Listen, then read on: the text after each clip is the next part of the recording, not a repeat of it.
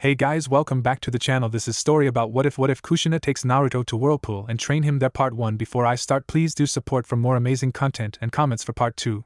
Do consider to subscribe my channel and share my video to your friends and check out the description as well. Let's start the video. A few miles away from Konoha, also known as the Leaf Village, a large army of samurais could be seen heading towards the village, walking on the main road without a worry in the world. Through the forest, jumping from tree to tree, was a large number of ninjas of Uzushio, armed to the teeth for a battle. They all bore the crest of the Whirlpool nation and served the founding ninja clan of both the nation and the village that resided within it, the Uzumaki clan.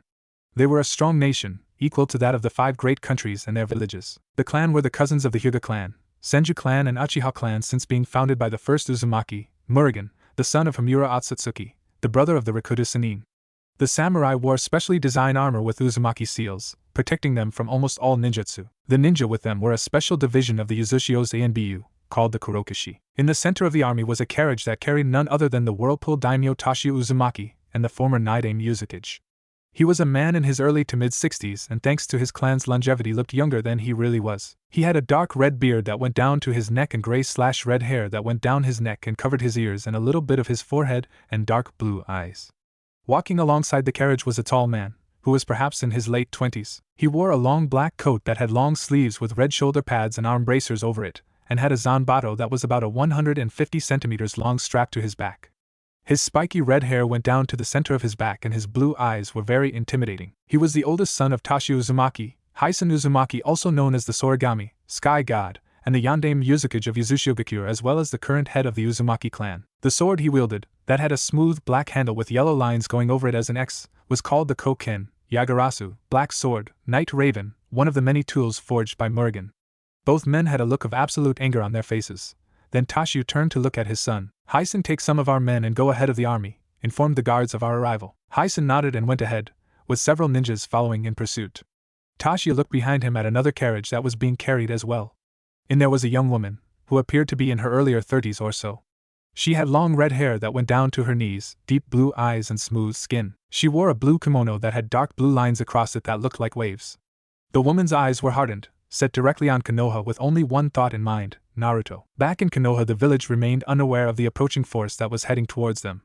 It had been 3 years since the Kyuubi's attack and the death of Minato Namikaze, the Yandaime Hokage, who gave his life to seal the demon into his newborn son Naruto. It had also been 3 years when Kushina Uzumaki, Minato's wife and Naruto's mother, died as well. Naruto Hiruzen, reinstated Sandaime Hokage, thought to himself as he looked out the window of his office, thinking that he should have been the one to have done the sealing.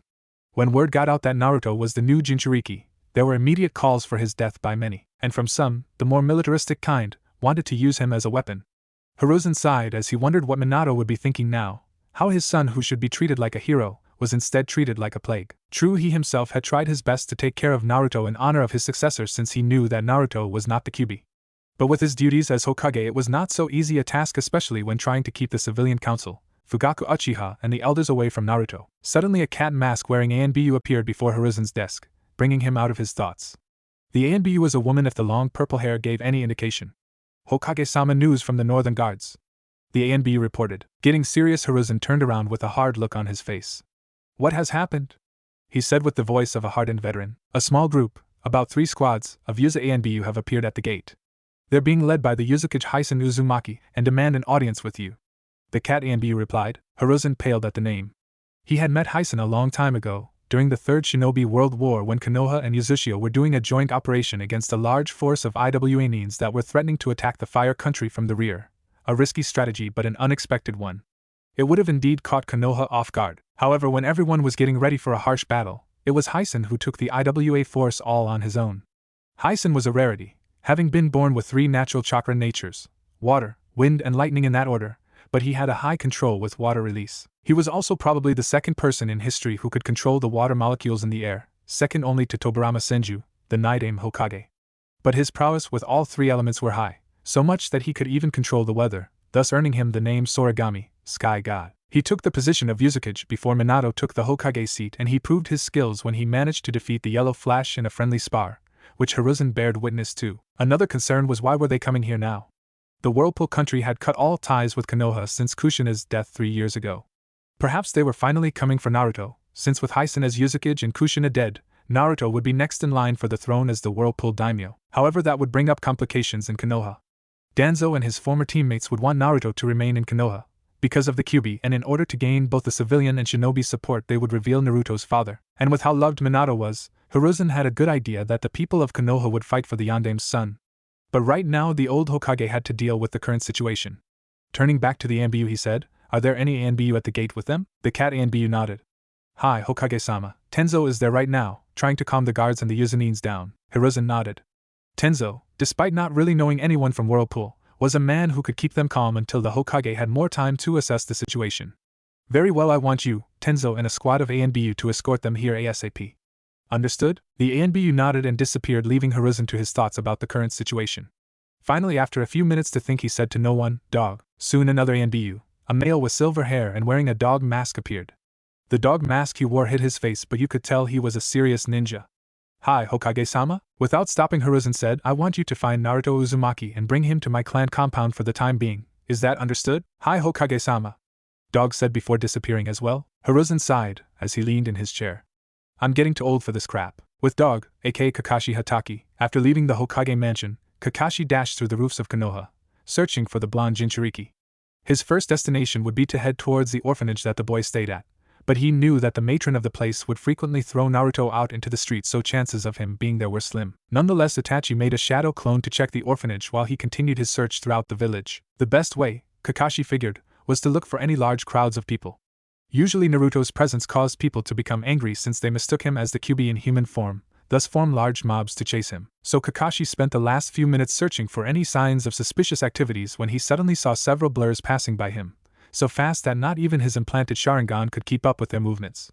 Still, he managed to figure out what direction they were heading towards and so followed them. After a minute or so, Kakashi lost sight of them and suddenly heard blades hitting flesh, followed up by the screams of people, which then turned to silence. He stopped his running to go and investigate when he once again saw the blurs leaving from the alleyway, heading straight towards the mansion. This time his Sharingan noticed that two of the blurs were carrying something or someone.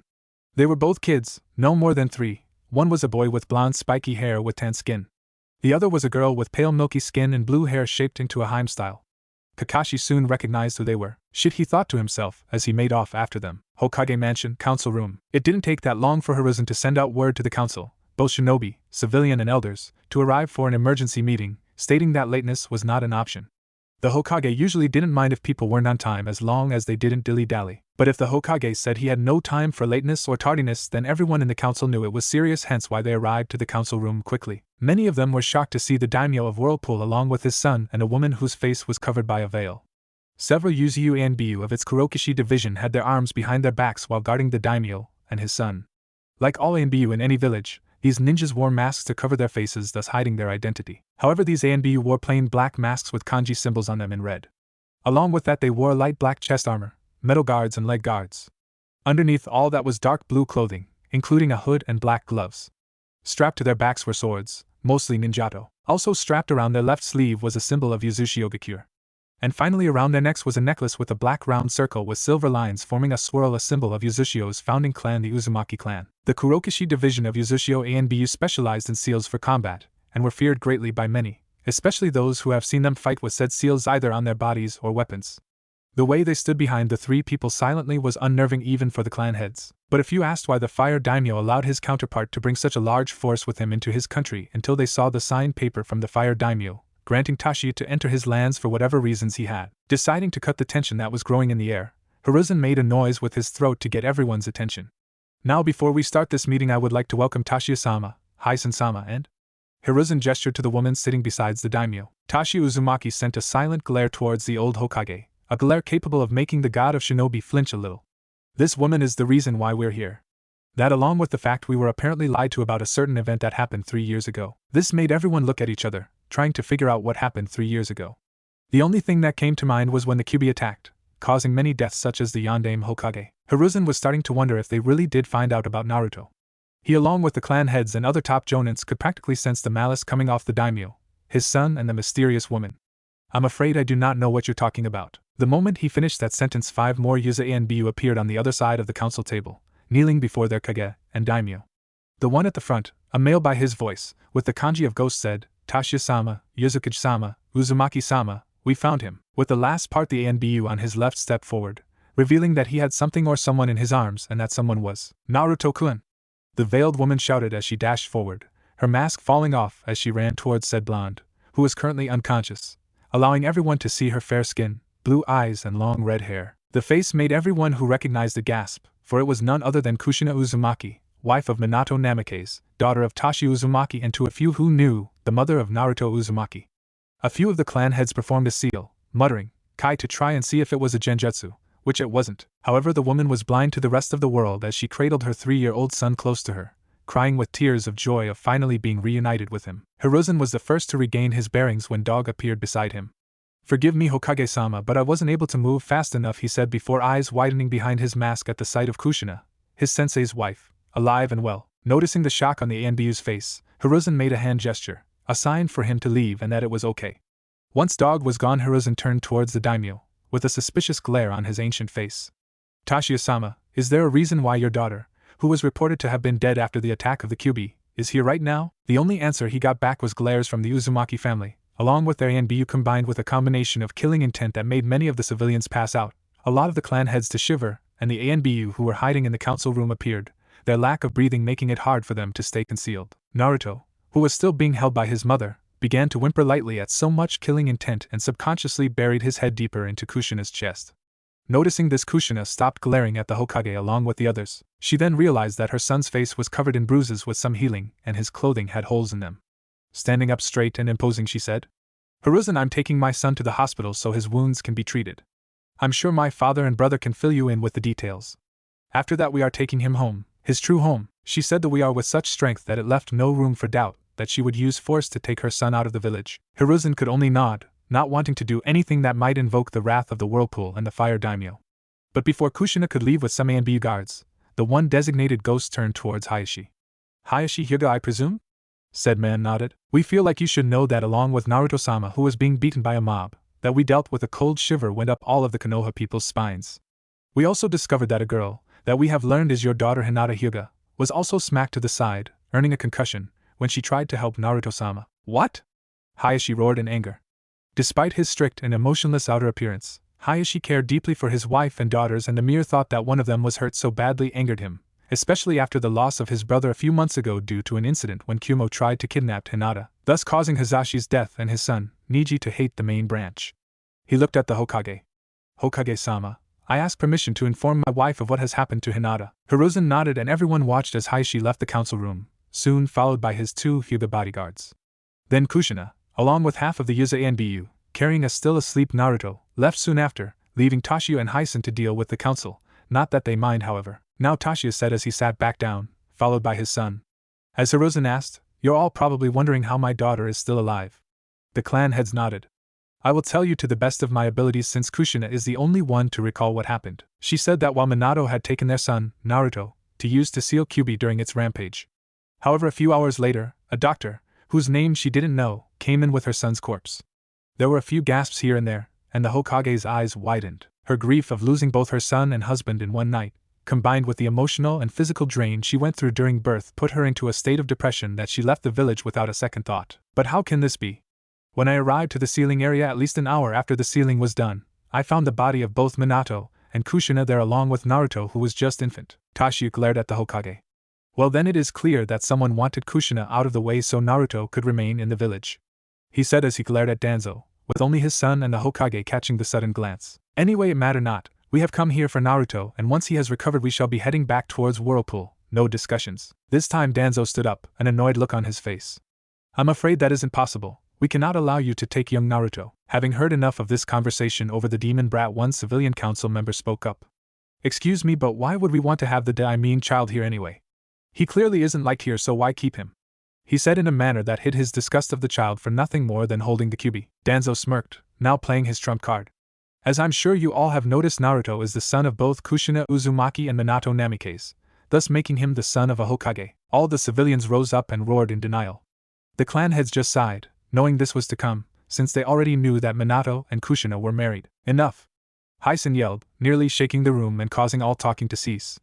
"It matters not if he is the son of one of your Hokages. He is an Uzumaki and the rightful heir to the throne of the Whirlpool nation, seeing how Kushina-nichan will take the throne after my father, and thus Naruto will follow after, since I have taken the position of Uzukage, and thus cannot become daimyo. Furthermore, his mother, Kushina Uzumaki, is now his rightful guardian and thus is allowed to take him out of this village unless you wish to bring forth the wrath of both the Whirlpool nation and Uzumaki. That made everyone think carefully of their next words. True, they were known as one of the greatest shinobi village, but that was because their village was founded by Hashirama Senju, the strongest man of his time and perhaps even now. But the creation of the village was thanks to the Uzumaki clan, who helped the Fire Country fund the creation of Konoha. Furthermore, in reality, Uzumaki had much more military power due to the Uzumaki clan's powers and seals, along with them being of descendants of the Rikudo Sennin, and backing them up were other powerful clans that were part of the village. Danzo was about to make a remark about the fire daimyo, but Tashu tossed Hiruzen a scroll, which had said daimyo's signature on it. I've already discussed with my good old friend the fire daimyo. He was appalled that a member of our clan was being treated so badly and unjust for 3 years and that we were lied to about his survival. He has given us permission to move our forces through his lands, and we will do so if you refuse to give us Naruto-kun. That pretty much stopped any attempts of changing their minds at this point. Even Danzo knew that it would be foolish to go up both the forces of Whirlpool and their own fire daimyo, despite his anger of losing the Kyuubi Jinchuriki. Once Tasha saw no one else was going to speak, he continued. In my mind, this village deserves to rot for the betrayal that it has done to my family. However, that would be unfair to my daughter who, despite being lied to, still has many dear friends in this village for who she cares for. So for hers and the Naruto-kun's sake, I am willing to reopen trading with both Konoha and the Fire Country under some circumstances. Everyone let out air that they didn't even know that they were holding. There was still hope for them after all. Yes, I think that would be nice. Though I admit that we had no idea that Kushina-chan was even alive, which I assure you the people responsible will be looked for. I am glad that Konoha and Uzumaki can work out a deal and reconnect our lost bonds. That, and I will be glad that Naruto-kun has family to take care of him to atone for my failure of taking care of him. I assume that you wish to discuss opening trade later? Hiruzen asked. Tashio and Hyson nodded. Yes, I would like to go and check on my daughter and my grandson at the hospital, just to make sure they got there okay. Good day. And with that, the Whirlpool daimyo, the Uzumaki and the ANBU all walked out of the council room, making the atmosphere in there less tense than it was at the beginning. Konoha's hospital. At first, Kushina used speed that would make onlookers believe she was using her husband's Hiration.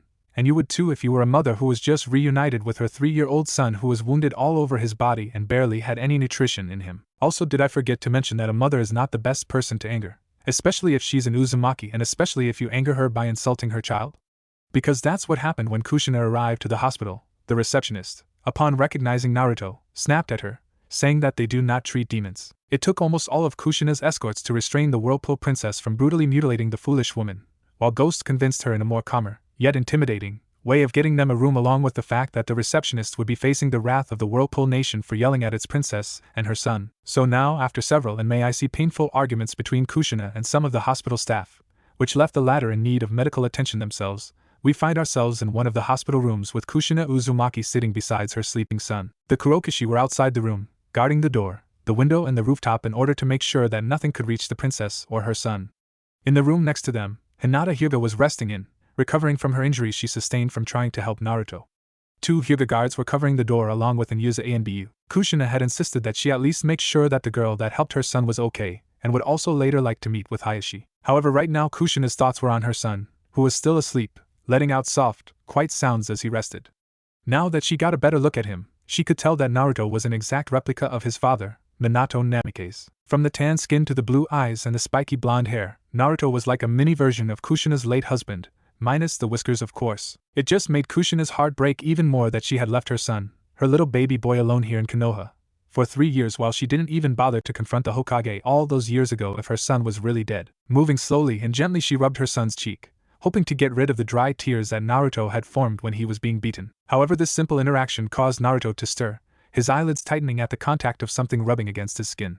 Slowly Naruto opened his eyes and the first thing that came into sight was a beautiful older woman with blue eyes, fair skin and long red hair. But her eyes looked sad as she looked at him, like she was in some kind of pain, not physical pain but emotional pain. Suddenly Naruto jerked back in fear, the memory of the mob coming back to him now as he was now scared that this woman meant to harm him. This just seemed to make the beautiful redhead more concerned as Naruto edged away from her, his eyes wide with panic in them. Kushina could see the fear in her son's eyes, but it was natural for him to be worried of where he is after just waking up from a terrible attack. So slowly Kushina leaned towards her son, speaking in a soft voice. "It's okay, Naruto-kun. I'm not going to hurt you," she said kindly as she tried to hug the scared child. Her voice was very soothing, Naruto noticed as he listened, and the kindness in it almost made him believe her.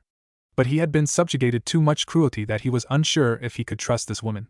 So he weakly said, "Why, you're not going to hurt me?"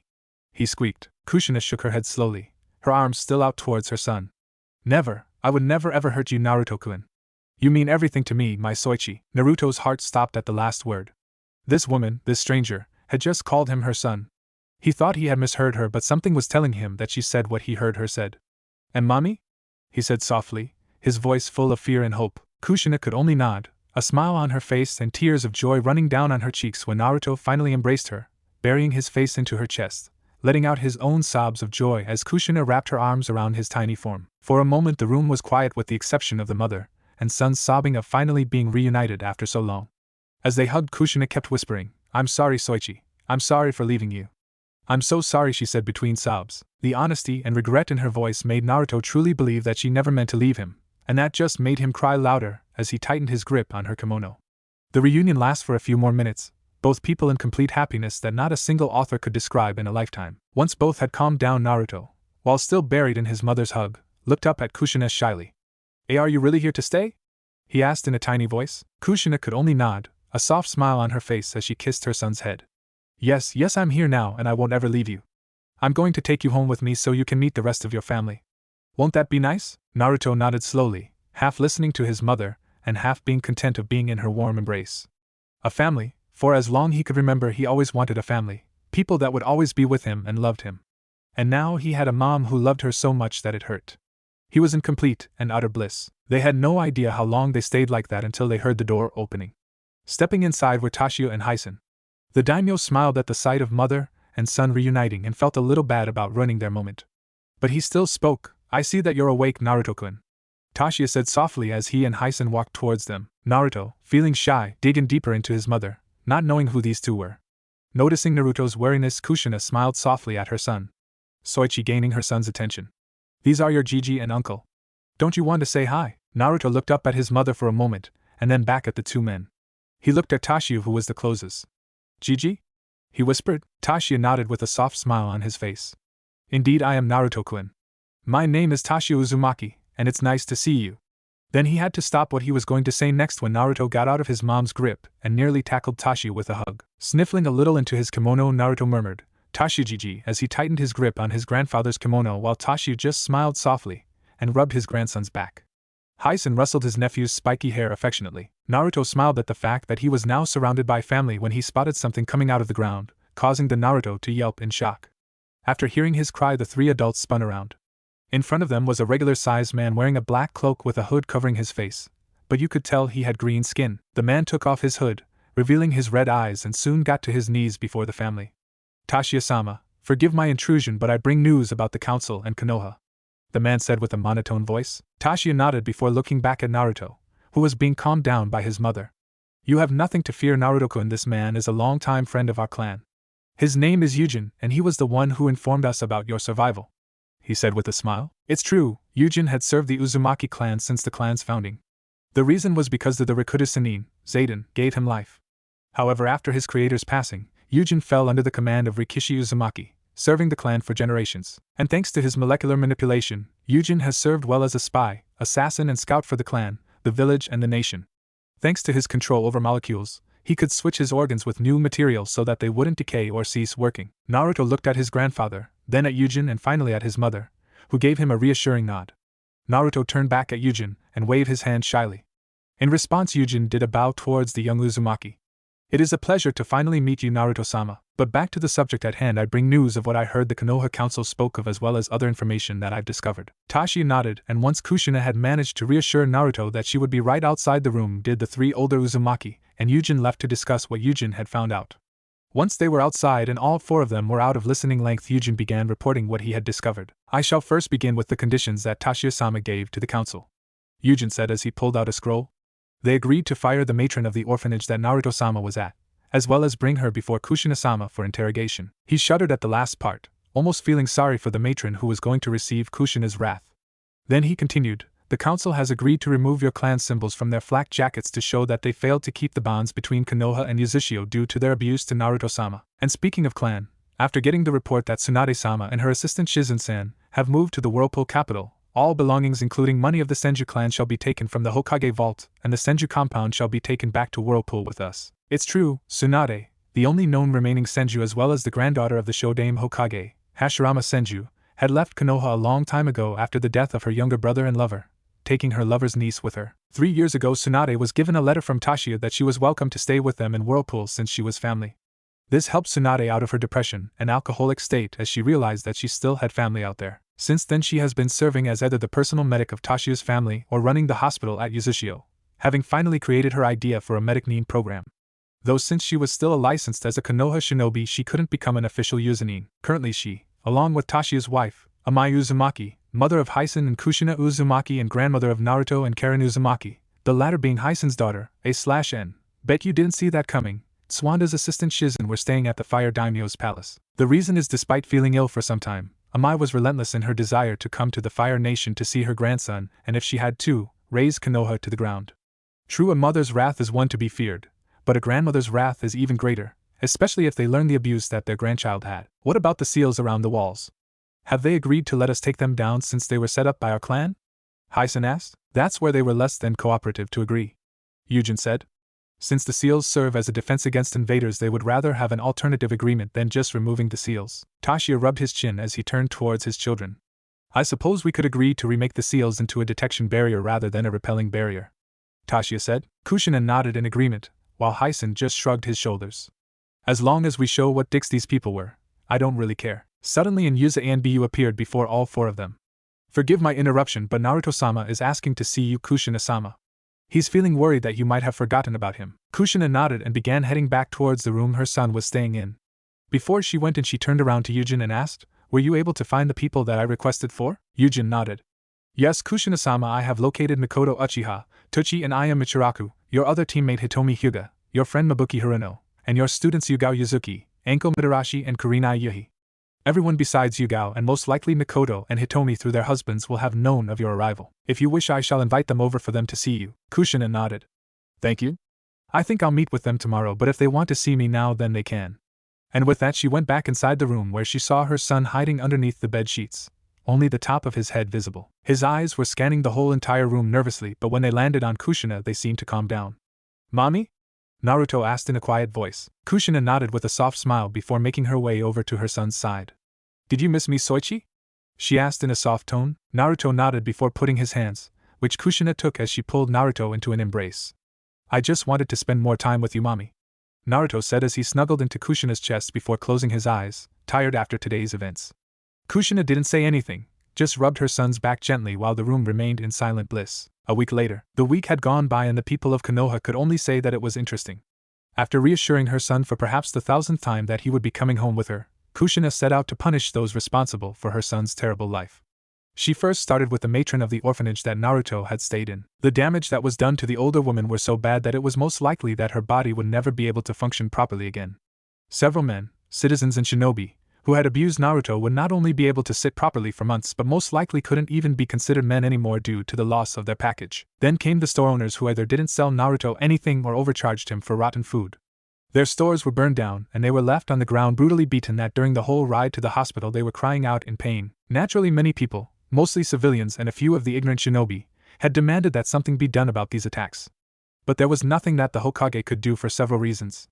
The first was that Kushina was in her full right to punish these people due to the torment that her son had been given. The second was that she was royalty and arresting the princess of the Whirlpool nation could have several repercussions, and the last part was that no one had the courage to stand up to an angry mother, especially an angry Uzumaki mother. Speaking of which, an announcement was made the day after Tashiya and his family arrived about Naruto's true status. This had multiple reactions from the populace of Konoha.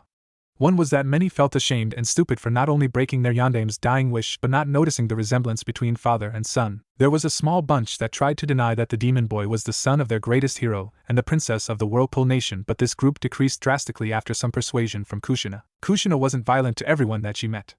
In fact, she was quite literally tackled by her good friends Mikoto, Hitomi, Mabuki and then her 3 students. Kushina had been very surprised that her 3 kunoichi students had progressed so far in these past 3 years. Anko and Kurinai were both chunin, with the former coming close to Tokubetsu Jonin and working in the torture and interrogation department, while Kurinai was going to become an academy instructor and was the personal caretaker of Hinata Hyuga. Yugao had already become Jonin and was now an ANBU working under Hiruzen. She was also currently dating Hate Gecko, something that Kushina had seen coming since she would always see Yugao doing sweet things like trying to cure his cough. Current time, Hokage's office. Currently Tashiya and his son Hyson were working out the last bit of the new treaty with Hiruzen. Of course, before that the two Uzumaki had a good laugh when they mentioned about using shadow clones for paperwork. Hiruzen was repeatedly slamming his face on his desk for not realizing that it seems that the third man to be called the god of shinobi had never been able to find a way to defeat Akage's greatest enemy. Of course, once that was done they could finally finalize the treaty by signing it, when suddenly there was a huge explosion from the northern gate. The three people immediately stood up just as a Konoha and Yuzashio Anbu appeared. Hokage-sama. Tashiya-sama. Hyson-sama, what happened? Hiruzen asked his Anbu. A woman arrived at the gate and without a word to the gate guards and then literally knocked down the steel gates. She is currently going on a rampage within Konoha. Anyone that tries to stop her is brutally knocked to the side. But we managed to spot Tsunade-sama and Shizen-sen accompanying her. The moment he finished that sentence, Tashiya let out a loud, exasperated sigh while Hyson was rubbing the back of his head sheepishly. Even the Yuzashio Anbu let out a nervous chuckle. Realizing that all eyes were on them, Tashiya sighed again and said, "It seems that Amai-chan lost patience and decided to come to Konoha herself." With that sentence, Hiruzen paled considerably. He was well aware of the Uzumaki infamous anger, and Amai Uzumaki probably was the most notable member of her clan that possessed it. When she went on one of her rampage, there are a few to almost no one who can stop her. It was at this moment that he was glad that he now learned the secret to defeating paperwork, because he was sure that whatever damage that Tashiya's wife was about to cause would come back and hit him hard. Tashiya-sama, since this is your wife, could you? The Hokage hadn't to complete that sentence because Tashiya, Hyson and the Yuzashio Anbu had already departed in a Wind Junshin, Konoha Hospital. Guess mom got tired of waiting. Kushina thought when she heard the explosion and people yelling. However, her focus went back towards her son, who was conversing with a Hyuga around the same age who was desperately trying to remain awake. Hinata was still in her hospital bed since her injuries were severe and she did not possess the healing powers of the Uzumaki and the Kyubi. With them were Hinata's parents, Hayashi and Hitomi Hyuga, along with a baby Hanabi who was fast asleep in Hitomi's arms. Ever since finding out that Hinata tried to save him from the mob, Naruto had been constantly asking to see her and thank her for being one of the few people to help him, besides Tochi and Ayam, both preparing to leave Konoha and come to Yuzashio since Hyson gave them the offer of departing Konoha with them. It was a way of thanking them for being one of the few people that cared for Naruto. Of course, they were glad to be given the offer and were starting to become sick and tired of the abuse that the young blonde head had been getting over the years. Besides that, Naruto seemed to be getting along with Hinata, though he was still confused of why she was so red. Oh, when mom learns of this, she's going to start playing matchmaker. Kushina thought, knowing that her mother was infamous for her matchmaking skills, that, and she would spoil both Naruto and Karen rotten since they were her grandkids. And just on cue there was loud noises outside the door, getting higher and higher.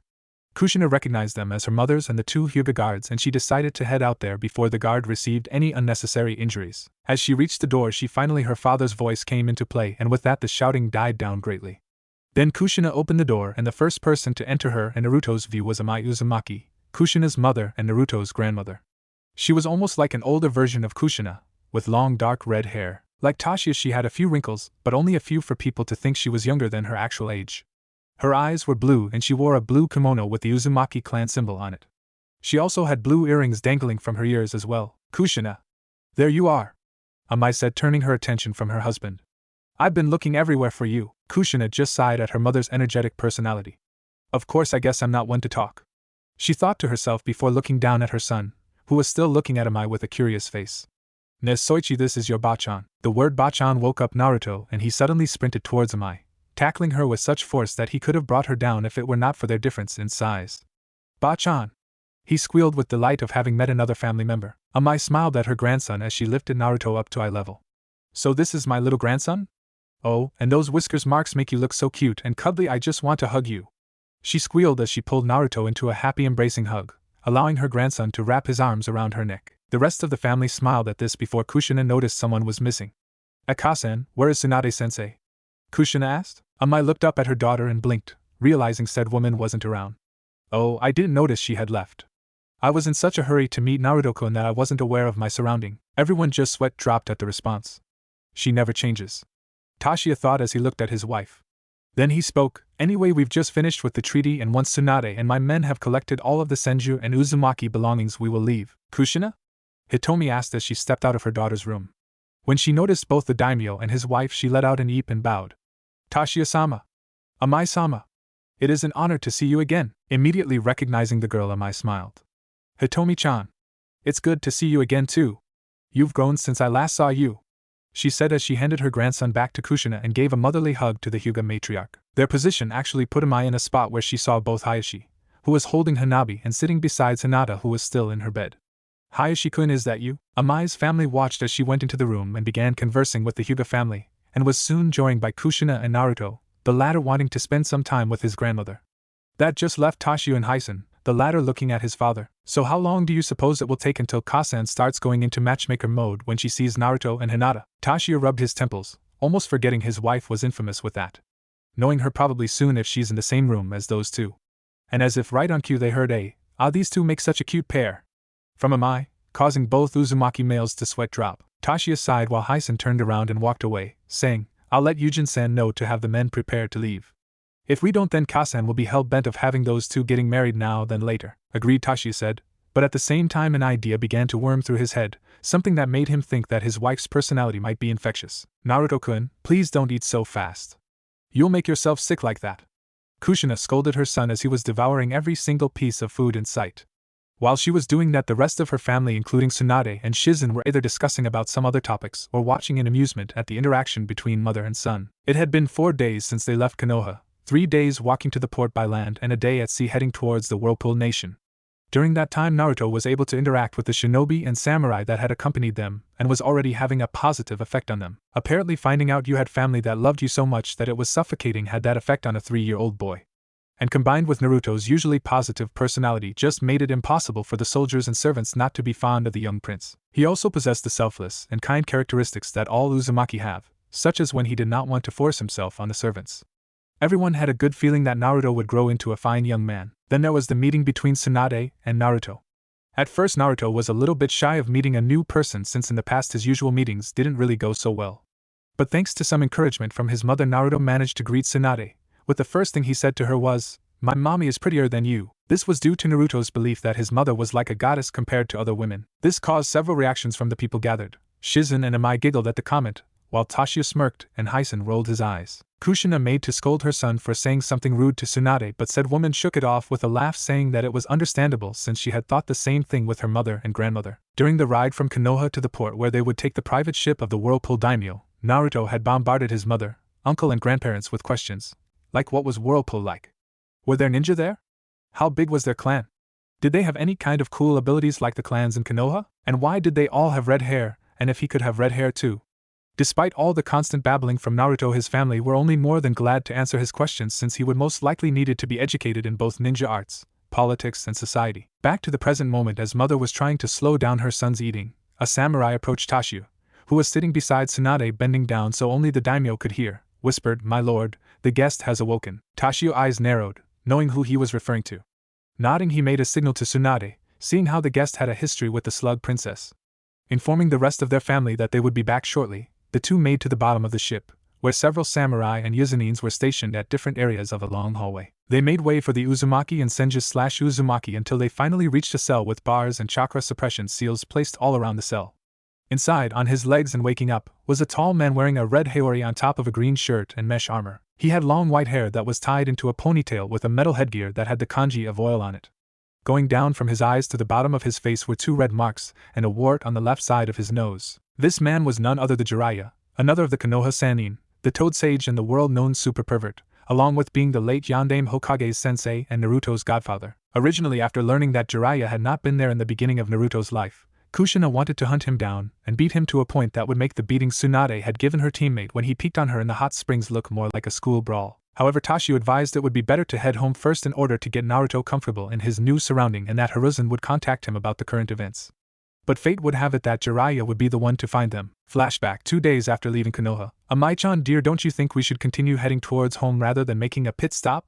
Tashio asked as said woman was holding her grandson's hand. Their group had stopped at Yugakure, the former shinobi village of the hot water country, in order to rest since not all of those who accompanied them were shinobi, and that Amai was dead set of making up her lack of gifts for Naruto's first 3 birthdays since she wasn't patient enough to wait until they got home. Nonsense, Amai said as she smiled down at Naruto, who returned it with his own foxy grin. There's a festival in the village today and I will not wait any longer until I make up for the 3 birthdays of my grandson's life that I missed. Besides, everyone could use a break, and this is the best place to do it. Tashio looked around and saw that Kushina was talking with Tsunade and Shizen, mentioning something about hot springs. Some of the others seemed to need to relax a little. With all that, Tashio sighed. Very well, but only for a few hours. I don't want any assassins to come at us while we're still in fire country, especially Danzo's route. I have a feeling that old mummy wasn't comfortable with us taking Naruto-chan. Amai rolled her eyes before looking down at Naruto. Come Naruto-chan, let's see what kind of prizes they have here. Naruto smiled. Hi Bie-chan. Then he turned towards his mother and shouted, Bye mommy. I'm going with Bie-chan, he said while waving as he, Amai and several guards walked into the village. Kushina smiled and waved back, then turned around and headed out with some of the other women towards the hot springs. With all them women gone, Tashio turned towards his son. So what will you be doing, Hyson? Tashio asked. Hyson shrugged. I'll stay with the convoy to make sure that no one gets any ideas. What about you? Tashio rubbed his chin, thinking of his options. I guess I'll find a souvenir for my nation symbols collection. Never got one from this village before, so might as well do it while I'm here. And with that he walked off, with several samurai and ninjas accompanying him. Back with Naruto, the boy had already spent 15 minutes with his grandmother, and was already having the time of his life. Back in Konoha he had never gotten the chance of going to any of the festivals because the villagers would always yell or throw him out, so he was doing so many things at once that you would almost think there was 10 of him. By now he had played multiple games and won several prizes, had a lollipop in his free hand that was almost halfway finished, and wore a funny red top hat on his head. Around his neck were two man-made necklaces with the Uzumaki symbol on them, one for him and the other for his mother. They were made by a blacksmith from Takumi village, the weapon forging village. But the favorite part of it all was that he was enjoying it with someone else, a family member no less. Amai had no problem catching up with her grandson, seeing how he hadn't had so much fun in such a long time, and was more than glad to spend as much money as possible for him. The pair was looking around when something caught Naruto's attention, causing him to let go of his grandma's hand and walk over towards the source of his focus. It was a toy stand with several large stuffed toys hanging on the wall, while several more were lined up on the counter for display. They were about the same size or shorter than Naruto was, but what caught the boy's attention was a cute orange fox kit that had a plushy tail.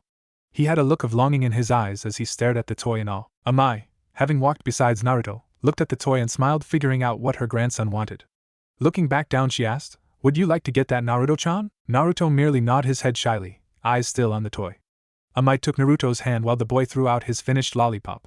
As they walked up to the stand, the owner, an elderly woman wearing a simple brown kimono. Besides her were two younger people, a boy who appeared in his teens and had short black hair and wore a short blue kimono, while the other was a girl with long brown hair and had a green kimono. The older woman noticed Amai and Naruto walking up to their stand and smiled at them. Hello there, do you see something that you like? She asked them, but it was more directed at Naruto. Naruto didn't say anything, just continued to stare at the stuffed fox. It was Amai who responded. Yes, my grandson is interested in that toy right there, she said, pointing at said toy. The owner looked up and smiled, and soon had the boy, her grandson as it turned out, grabbed the toy and handed it to her sister so she could dust it off a bit since it was hanging up there all day and collected a bit of dirt on it. She was going to wrap it up next, but Naruto just wanted it how it was, so the teen handed the stuffed fox to the blonde head while Amai paid for it. What do you say, Naruto-chan? Amai asked her grandson. Naruto, who had already begun hugging the toy with joy, looked up at the owner. Thank you, he said in a cheerful voice. The older woman just smiled back and wished them a good day. As they were walking, Naruto looked up at his grandmother. Ba-chan, can I go and show mommy what I got? He asked in a cute voice. Amai smiled. I don't see why not. She turned towards one of their guards. Do you happen to know where Kushina-chan went to? She asked in a kind voice.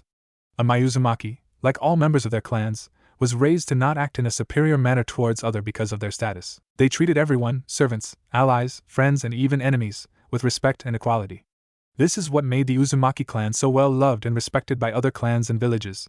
Even their enemies had to admit that their non-arrogant attitude was something to be commended. The samurai bowed.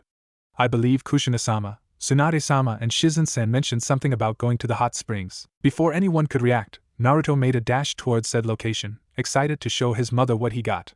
He laughed cheerfully as any other child his age would as his grandmother and guards tried to catch up with Kushina. The buxom blonde known as Tsunade Senju let out a sigh of content as she sank deeper into the hot, refreshing water, while Kushina and Shizen were already relaxing. Around them were several other women, some visiting the festival, others passing by or from the village, all of them enjoying the nice, relaxing water that they were buried in. A few of them, however, were whispering to each other as they looked at the legendary Sannin and the princess of the Whirlpool nation. This, however, did not go unnoticed by the two said women and the older one's apprentice, but they ignored it as they were used to such things. No matter how much I think about it, Yugakure's hot springs are on a whole different level than anywhere else, Kushina murmured as she stretched her legs underwater. And their casinos, Tsunade said, which was soon followed by a familiar glint in her eyes. She looked at Kushina. Speaking of which, Kushina sighed and shook her head. No, sensei, we're not going to any casinos. The only reason we stopped here is because Mom wanted to begin spoiling Naruto-kun before we got home. You'll have to talk to her if you want to go and gamble. She smirked inside when she saw her sensei make a face in defeat. Despite being the strongest kunoichi and the greatest medical nin in the world, not even Tsunade was brave enough to go up against a Uzumaki. Hell, she doubt even her grandfather was brave enough to go against an Uzumaki woman, like his wife for example. I'm still surprised that Hokage-sama allowed Naruto-kun to be abused like that, Shizen commented. She and her master had read through Naruto's medical files, which was so large that it needed its own shelf just to fit it all. While they were disgusted about how villagers treated an innocent boy, it was worse when Kushina read them. Tsunade literally had to use her full strength in order to keep the redhead from razing the entire village to the ground. Swanda sighed. Sensei was always the type of guy that had too much faith in the people of the village. Though while I'm sure that he did his best to protect the kid, but with those two old buzzards of teammates of his, along with that bastard Danzo, it probably wasn't easy. Before they could go any deeper into the topic, everyone was silent when they heard someone scream, "Mommy!" with Naruto. Naruto was running around the area of the hot spring, all of his prizes being watched by a samurai. He was upset that the receptionist wouldn't let him go into the ladies' side since men weren't allowed in there, but he didn't argue because his grandmother, who had caught up with him, said that the receptionist was only doing her job and following the rules. He still didn't get it, he just wanted to show his mommy what he won. What was wrong with that? Anyhow, that is how Naruto ended up exploring the outside area of the facility, since Amai didn't want to go any further because she didn't want bad people to get him. His mind began to drift off to their eventual arrival to his new home in Whirlpool. His mommy had said that the Uzumaki clan were the highest nobility since they founded both the country and its shinobi village. In fact, Naruto's grandfather was the current daimyo while Kushina was next in line, followed by Naruto. When Naruto asked where they would be staying, Kushina replied in the daimyo's palace, which was supposedly the most beautiful and protective place in the world. While he had never seen a daimyo's palace, he remembered hearing from the old man, Hiruzen, that they were very big places with fancy stuff hanging everywhere. But he was more focused on if he would make any friends there or if people would like him. He didn't want people to be nice to him just because he was a prince according to his mommy. He wanted them to like him for who he was. However, his musings were cut off when he heard giggling from somewhere close. From what he could tell, it was coming somewhere from behind the hot springs, and his grandmother never said that he couldn't go there. So with that in mind, he decided to investigate. What he found was the oddest thing he had ever seen in his short life. It was a man that Naruto was for sure about. He had long white spiky hair that was tied into a long ponytail. On his head was a forehead protector with horns and had the kanji for oil written on it. He wore a red haori on top of a short green kimono that matched his pants. On his feet were red geta, Japanese sandals, and finally a large scroll was strapped to his back. But what confused Naruto was that the man was peeking through the wooden wall of the hot springs, a light blush on his face along with an odd-looking smile and finally a notepad and pencil in his hands. Seeing how the man had not noticed his presence yet, Naruto decided to try and figure out what he was looking at. Fortunately, he managed to find a hole in the wall that was about his height. What he saw was an entire room filled with women naked. What's so funny about seeing naked ladies? Naruto innocently thought to himself as he looked back and forth at the old man and then the naked women. But then his eyes caught onto three familiar figures. It was his mother, Tsunade and Shizen, and they were also naked. Still not understanding why the man was looking at the women while they were naked, Naruto however did not like that he was spying on his mother. So with that in mind, Naruto stomped on over and poked the white hair man in the leg. "Hey mister, stop spying on them, it's rude," he said in a serious tone for a 3-year-old. However, he got no response from the man who just kept on giggling and taking notes. Getting annoyed, Naruto kicked the man in the leg. "Hey mister, didn't you hear me? Stop looking at them. It's rude." The only response he got this time, however, was something wet and slimy wrapping around his waist and pulling him back.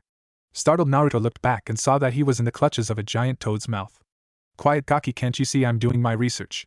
the man said without looking at Naruto. The sudden realization of being in the grip of a giant animal that could possibly hurt him caused painful memories of the past to enter Naruto's mind.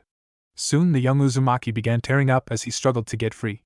But when that came to no avail, he did the only thing he could at the time. So with tears now pouring down his face, he yelled with all his might, "Mommy!" The response was instant.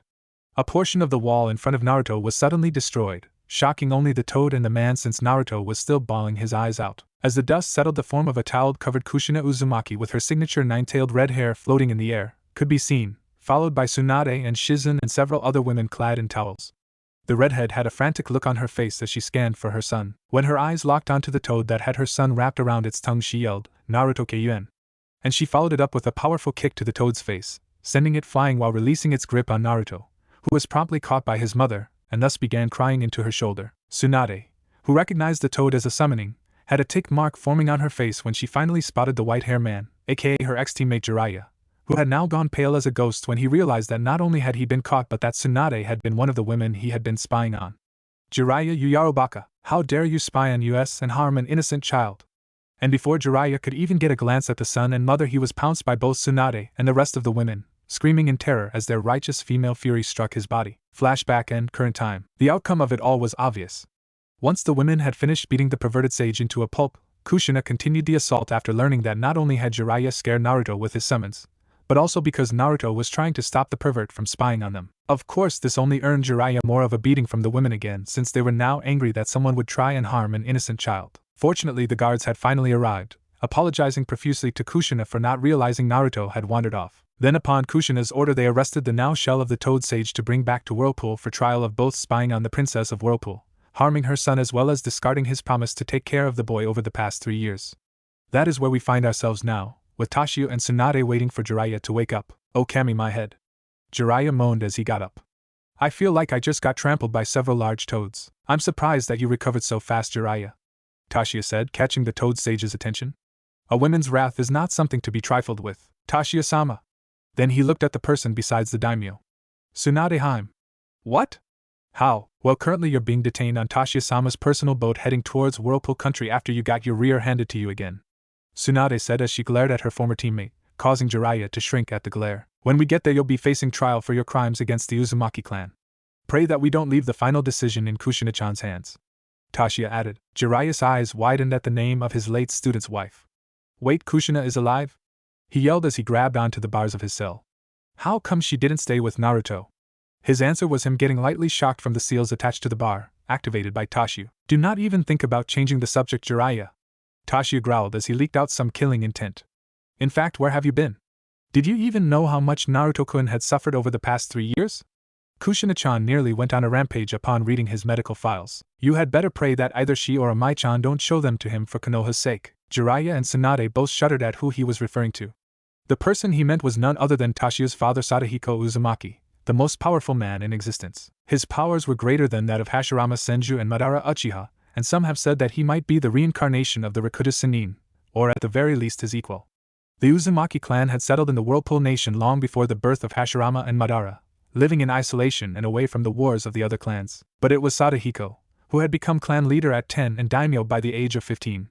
He also was the one who ended their isolationism and formed a truce with their cousin clan the Senju, as well as inviting the 14 other clans onto their land and making Uzushio that it is today. The Uzumaki male was not only a master of Fuinjutsu, but also Kenjutsu too. But what made him so feared were his skills in Anmayatan, Yin-Yang release, the same power that the Hamura Otsutsuki possessed, as he had the Rinnegan just like his brother, though the sage's Rinnegan was more akin to the Sharingan, while Hamura's was more akin to the Byakugan.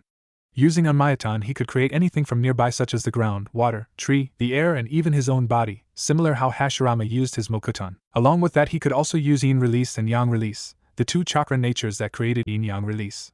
And even to back that up, Sadahiko, the Shodaime Yuzukage, along with the clan heads of Uzushio's other clans at the time, were praised as the most powerful shinobis in Uzushio's history. Furthermore, he was very, very loyal to his clan and friends. In fact, there was a story that once he single-handedly destroyed 2 clans for trying to kill his younger sister, Mito Uzumaki. They didn't even last a week when he found them, and the only survivors were the civilian members of the clan as well as children, since Sadahiko didn't like killing the defenseless or young. If Sadahiko learned what happened to Naruto, his own great-grandson, then Konoha would be razed into the ground. Finally regaining his composure, Jiraiya gave a defiant glare at the Whirlpool daimyo. "Look, I understand that you're angry, and yes, I did know that Naruto was having a hard life, but you have to understand that I couldn't take him with me. My spy network is important for Konoha to stay ahead of the other villages. I did send him money once a month so he could live on his own." That just made Tashio glare at the Toad Sage more. "If you knew he was suffering, you should have contacted me. The Uzumaki clan would never allow one of our own to be treated so horribly. But instead, our own spies found out about Naruto's existence 3 months ago, when you could have just told us 3 years ago. What's your excuse for that?" Jiraiya cringed at that act. "It was Minato's wish that Naruto would grow up to become a shinobi for Konoha. How could I deny the dying wish of my prized pupil? Furthermore, the other 4 great villages have at least 2 Jinchuriki. Allowing you to take Naruto would have destroyed the balance between the 5 great nations." His response was another shock of electricity from the security seals, sending Jiraiya to land on his butt. "The way you say it, Jiraiya, is like you see Naruto-kun only as a weapon. In fact, if I had to guess, I would have to say that you thought the same of my daughter and aunt when they held the kyubi in them." The mention of her grandmother being referred as a weapon caused Tsunade to glare at her teammate. "I will leave you for now, Jiraiya.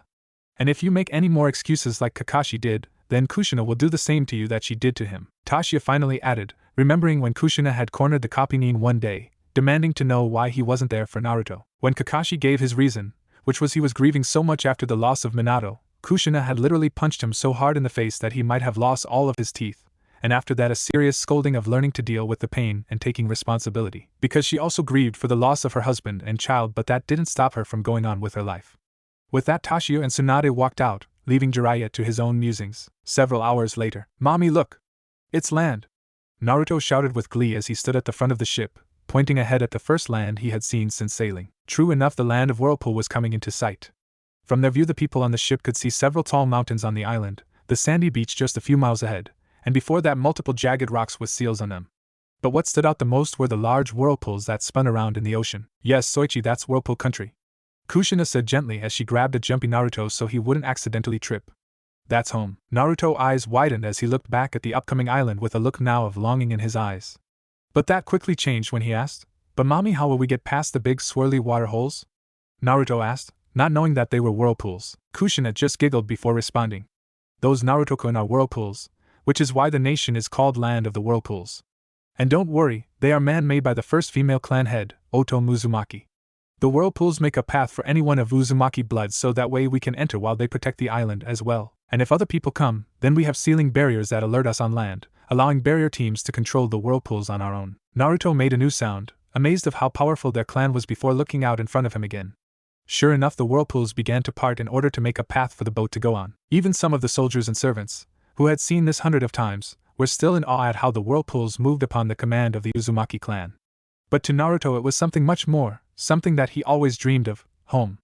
A home, with a family, people who love him and he loves them back as well. There was one thing that Naruto knew for certain: he couldn't wait to start his new life. Whirlpool Palace. Big, that was the only word Naruto could find in his limited vocabulary to describe the palace. As he held on to his mother's hand, his eyes were taking in every detail of his new home. The 5 large towers surrounding the 6th, and larger, tower in the center all had large version of the clan's symbols around them, followed by other strange markings that made the towers look unique. Surrounding the towers were multiple smaller buildings with a few connected via bridges, and around all of that was a large pearl white wall with multiple people standing on them, which his mother had said that they were the guards. But the amazing thing was that the entire palace was on an island within the nation with several whirlpools in the water surrounding it. The only thing connecting the mini-island to the rest of the country was a long road of dirt that Naruto and the rest of the convoy was currently riding on. However, Naruto noticed that there were some people missing, including his uncle. "Mommy, where did Uncle Hyson, Auntie Tsunade, and Shizen-chan go?" Naruto asked as he looked at the red-haired woman. Kushina smiled as she pulled her son onto her lap, which made Naruto unconsciously snuggle into her. Tsunade-sensei and Shizen went back to Yazushio with Uncle Hyson because they had to check the hospital. "Uncle Hyson is bringing his family here. I'm sure your cousin Karen will be very excited to meet you, Soichi, since you two are about the same age." She didn't mention that Hyson had sent word to Hiruzen that Jiraiya had been arrested during their return to Whirlpool and would be held for trial for spying on the Whirlpool princess and assaulting her son. Furthermore, there might be a chance of Sadahiko making a visit to Konoha because of these events and of Naruto's treatment in Konoha. Truthfully, the wrath of the Red God was not a pretty sight, but Sadahiko would eventually find out because anything related to the Uzumaki clan was to be brought to his attention. Naruto giggled happily at the idea of finally meeting another family member his age along with the rest of the clan. In fact, he was so engrossed with speaking to his mother that he hadn't realized that they had passed the palace gate until Kushina lifted him off her lap. "Well, Soichi, we're here. Your new home." At the mention of home, Naruto excitedly bounced out of the carriage, taking his first steps onto the palace floor. He looked up and gasped at the reception waiting for them. Before him were hundreds of samurais, servants, officials, and even a few ninjas standing in perfect lines with banners high in the air. Not being used to so many people, Naruto began to feel shy and hid behind his mother, who had already gotten out of the carriage. Kushina just smiled at this as her mother and father joined them. "Well, what do you think, Naruto-kun?" Tashia asked his grandson. Naruto peeked his head out of his mother's kimono, looking at all the people staring back at him, looks of awe in their eyes. "Big," he whispered as his mother finally picked him up into her arms. Soon the group began walking towards the palace as the gathered people made way for the return of their lord, lady, princess, and the lost son. While they were doing that, their escorts were unloading the supplies brought with them, including the Ichiraku stuff. Time seemed to go by Naruto as his eyes took in every detail of the palace, both outside and inside, marveling at the beauty it showed. He didn't even notice that a servant had walked up towards the group and said to the elder Uzumaki members, "Tashia-sama, Amai-sama, yours along with Kushina-sama and Naruto-sama are requested in the clan meeting room. Sadahiko-sama has been waiting for your return and would like to discuss about what transpired at Konoha," the servant said. Kushina was surprised by this as she held tightly to Naruto's hand so he wouldn't wander off. Gigi is here? I thought we would meet him at the Tenzin. The Tenzin, Heaven Mountain, was a large, at least over 500 feet, single tower in the more isolated parts of the country. It was created when the Uzumaki clan settled on the island and isolated in order for privacy. The Tenzin's sole purpose was to act as a library, lab, archive, and to some a retirement home. Sadahiko had retired there for the rest of his days, in order to continue his hobby of knowledge since he could no longer travel around the world. He rarely comes out of the tower these days unless it is important. He only had a few other people with him since he did like to have company inside the large tower, though not a lot. I should have expected father to come here rather than wait for us at the Tenzin, Tashio exclaimed as he and the others began heading towards the meeting room. He always wants to know of new things concerning the clan and never has the patience to wait, he added, earning some agreements from the others. A few minutes later the group had arrived to the clan meeting room, which was a lone room with a wide table with several chairs surrounding it. Hanging from the walls were the clan symbols along with the heads of each of the 9 bijou. And there was a man at the other end of the table. The man was busy drinking a large cup of sake. He appeared around the same age as Hiruzen but with a mix of gray and red spiky hair with a ponytail going down his back. There was also a short red beard on his chin, which matched his red eyebrows. He wore a simple black kimono underneath a dark blue haori that he wore like a cape. The haori had the clan symbol on its back too. Leaning against the table was a staff with the clan symbol on the top of it. Also, unlike Hiruzen, he had less wrinkles on his face but a scar that went across his forehead and connected with another scar that went over his left eye, though he could still use said eye. When the man was done drinking his sake he looked towards the new arrivals, revealing his dark blue eyes. Yo, the man finally said. Tashio, what in Kami's name took you so long? I practically slept here waiting for you to come back. Anoka-chan is probably going to give me an earful when I get back. I even drank all the sake I was saving for you lot too. Tashio scratched the back of his head sheepishly while Amai pinched her nose, both of them annoyed at the laid-back attitude of the most powerful man in the world. Kushina merely giggled while Naruto stared quizzically at the old man. Mommy, who is that? Naruto asked Kushina. Hearing Naruto's voice, Sadahiko looked down until he spotted the blonde-haired boy. With a simple gesture of his finger, Naruto was suddenly lifted into the air, causing the young boy to let out a yelp as he realized his feet were no longer on the ground. Calm down, child, I just want to meet you, Sadahiko said as the other adults watched in amusement as Naruto slowly floated towards the elder Uzumaki while the others watched with amusement. A few seconds later Naruto was softly placed on the table right before Sadahiko. Uzumaki, said boy, still stunned about what happened, that he didn't notice Sadahiko studying him until the older Uzumaki began moving his finger towards him. So you're my great-grandson, Naruto, huh?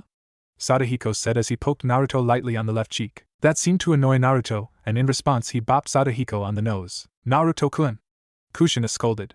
Don't hit your Hijiji, she said. However, Sadahiko merely chuckled at Naruto. It wasn't a loud chuckle or manically, it was a simple, kind chuckle full of amusement. In fact, Naruto couldn't help but giggle in response, especially when Sadahiko gave Naruto a foxy grin and rustled his hair. I like you, kid, you definitely got the spirit of the Uzumaki, Sadahiko said as he rustled Naruto's hair a little bit more. Naruto nodded but then pouted. Hijiji, why does everyone in my family have red hair? He asked innocently. As Sadahiko and Naruto were discussing about topic of red and hair, Kushina was conversing with her parents. I'm glad to see Naruto-kun is getting along so well with Gigi, Kushina whispered to her parents. Tashio nodded as he took a brief glance at the 2 spiky hair people. Indeed. I remember that Aunt Mito told me what father was like when he was a child. If I have to make a guess, I think Naruto-kun would be like a younger version of him. Yes, and Naruto seems to be very comfortable with him despite meeting Sadahiko-sama just a few seconds ago, Amai said. Kushina was about to comment on that when Sadahiko said something that caught their attentions. Oh, by the way, Naruto-kun, I got you gift, Sadahiko said and smirked when he saw the stars in Naruto's eyes. I'm guessing you would like it now. Naruto nodded excitedly. Sadahiko digged through his person and soon pulled out a book with a circle of 12 rings on the cover. Each circle had the kanji of each zodiac written in them. This is a very special book of mine, Naruto-kun, Sadahiko explained as he handed the book to the boy. Naruto had a look of awe on his face as he stared at the cover. And when you read the book, amazing things happen when you do, the elder Uzumaki finished. Naruto's look of awe turned into a sad frown, something that Sadahiko noticed. But Hijiji, I don't know how to read, Naruto said with a sniff at the end. Kushina, Tashio and Amai had looks of shock on their faces while Sadahiko's was blank. Finally the elder Uzumaki asked, What do you mean, Naruto-kun, weren't you taught how to read while in Konoha? Sadahiko asked. He was confused because all kids Naruto's age should know how to read and he had not been told of Naruto's treatment at Konoha. Naruto shook his head sadly, and you could see tears beginning to form. No, the mean lady at the orphanage would always yell at me whenever I came for story time or lessons. When I wouldn't leave, she would hit me really hard in the face and call me a filthy demon, and that demons should stay dumb. He finished, and then tears began to slowly go down his face. Sadahiko's head was down, his hair blocking his face as he took in what Naruto just said. To everyone but Naruto, the elder let out a very demonic aura that threatened to engulf the whole room, the palace even. Finally, after a few seconds of silence, Sadahiko looked up at his great-grandson with a kind smile. Well, Naruto-kun, just because you don't know how to read doesn't mean you can't learn. I'm sure your mom would be happy to teach you how to read. And if you like, I or others can help you too. Would you like that? Naruto raised his head and let out a weak smile in response, earning a wide smile from Sadahiko, though the adults knew it was fake, hiding the growing anger behind it.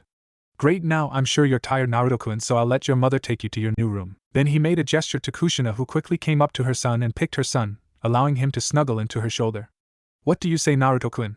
Kushina asked sweetly. Naruto, with the book still in his hands, looked at Sadahiko and said in a soft voice, Thank you, Hijiji. Sadahiko smiled again and watched as mother and son walked out of the room, leaving Sadahiko and the grandparents behind.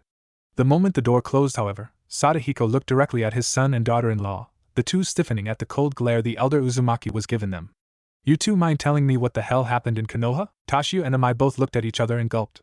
One thing was for certain, the fate of Konoha hanged in the balance of those two as they began explaining Naruto's life in Konoha to the most powerful person alive. Konoha. Life in Konoha had changed rapidly in just a few days.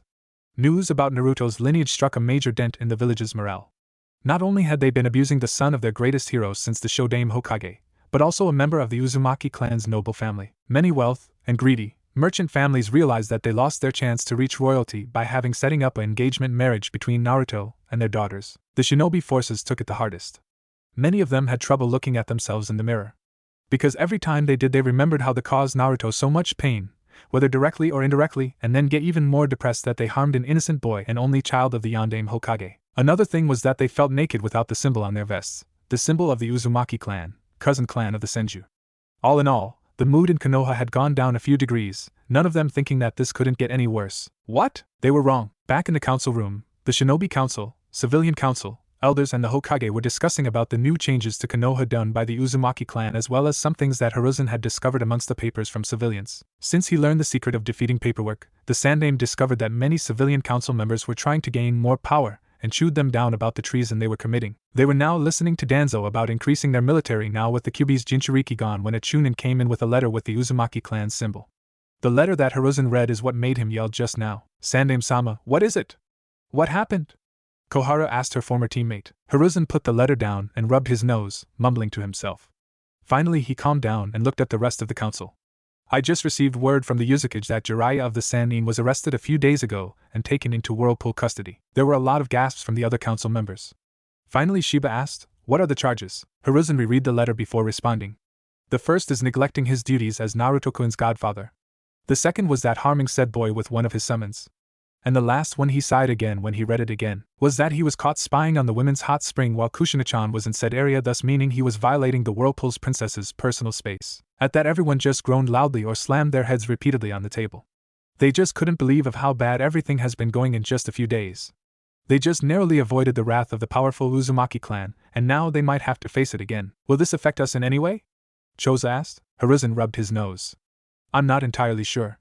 All I can say is that it's most likely that Jiraiya will probably be banned from the Whirlpool Nation.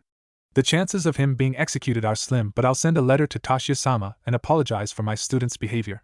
Now I'll have to see what the rest of the letter says. Everyone raised an eyebrow, wondering why the Hokage's voice slowed down as he read the rest of the letter. Then his skin began to pale and his left eye began to twitch violently. Hiruzen? Hamaru asked his former teammate, trying to figure out what was wrong with him. After a few seconds Hiruzen managed to find his voice, but his face was still pale. They said there is a chance that we might get a visit from Sadahiko Uzumaki. The elders and the clan heads paled at the name while the rest were confused, not knowing the meaning behind the name, which is why one of the civilian council members asked, who is this Sadahiko? He doesn't sound like much. I'm sure someone of your caliber can deal with him, Hokage-sama. The Hokage along with the elders and clan heads looked at the man like he lost his mind. Finally Hiruzen decided to educate them. I doubt I could even make Sadahiko sweat. He's known as the Red God, the Destroyer, Red Sage and the Titan's Wrath. His powers are limitless. In fact, many have said that he's either the reincarnation of the Rikudo Sennin, or his equal. Not even Hashirama-sensei or Madara Uchiha could beat him, even working together. Those words made everyone stare at the Hokage in disbelief. They looked at the three elders and when they got nods of confirmation made them pale. Finally Tsum asked, wait, you said that Shodaime-sama and Madara Uchiha couldn't beat this man, how old is he? Hiruzen was searching for his pipe. He knew he was going to need a good smoke to explain all of this. From what sensei told me, Sadahiko is Hashirama's 9 years older than him, also his brother-in-law and his Madara, and Mito's sensei, meaning he's like 100 years old. He put his pipe in his mouth before continuing. Also, there is a rumor that he was the one who taught Hashirama how to utilize his Mokutan, and even discovered the secrets of the Sharingan.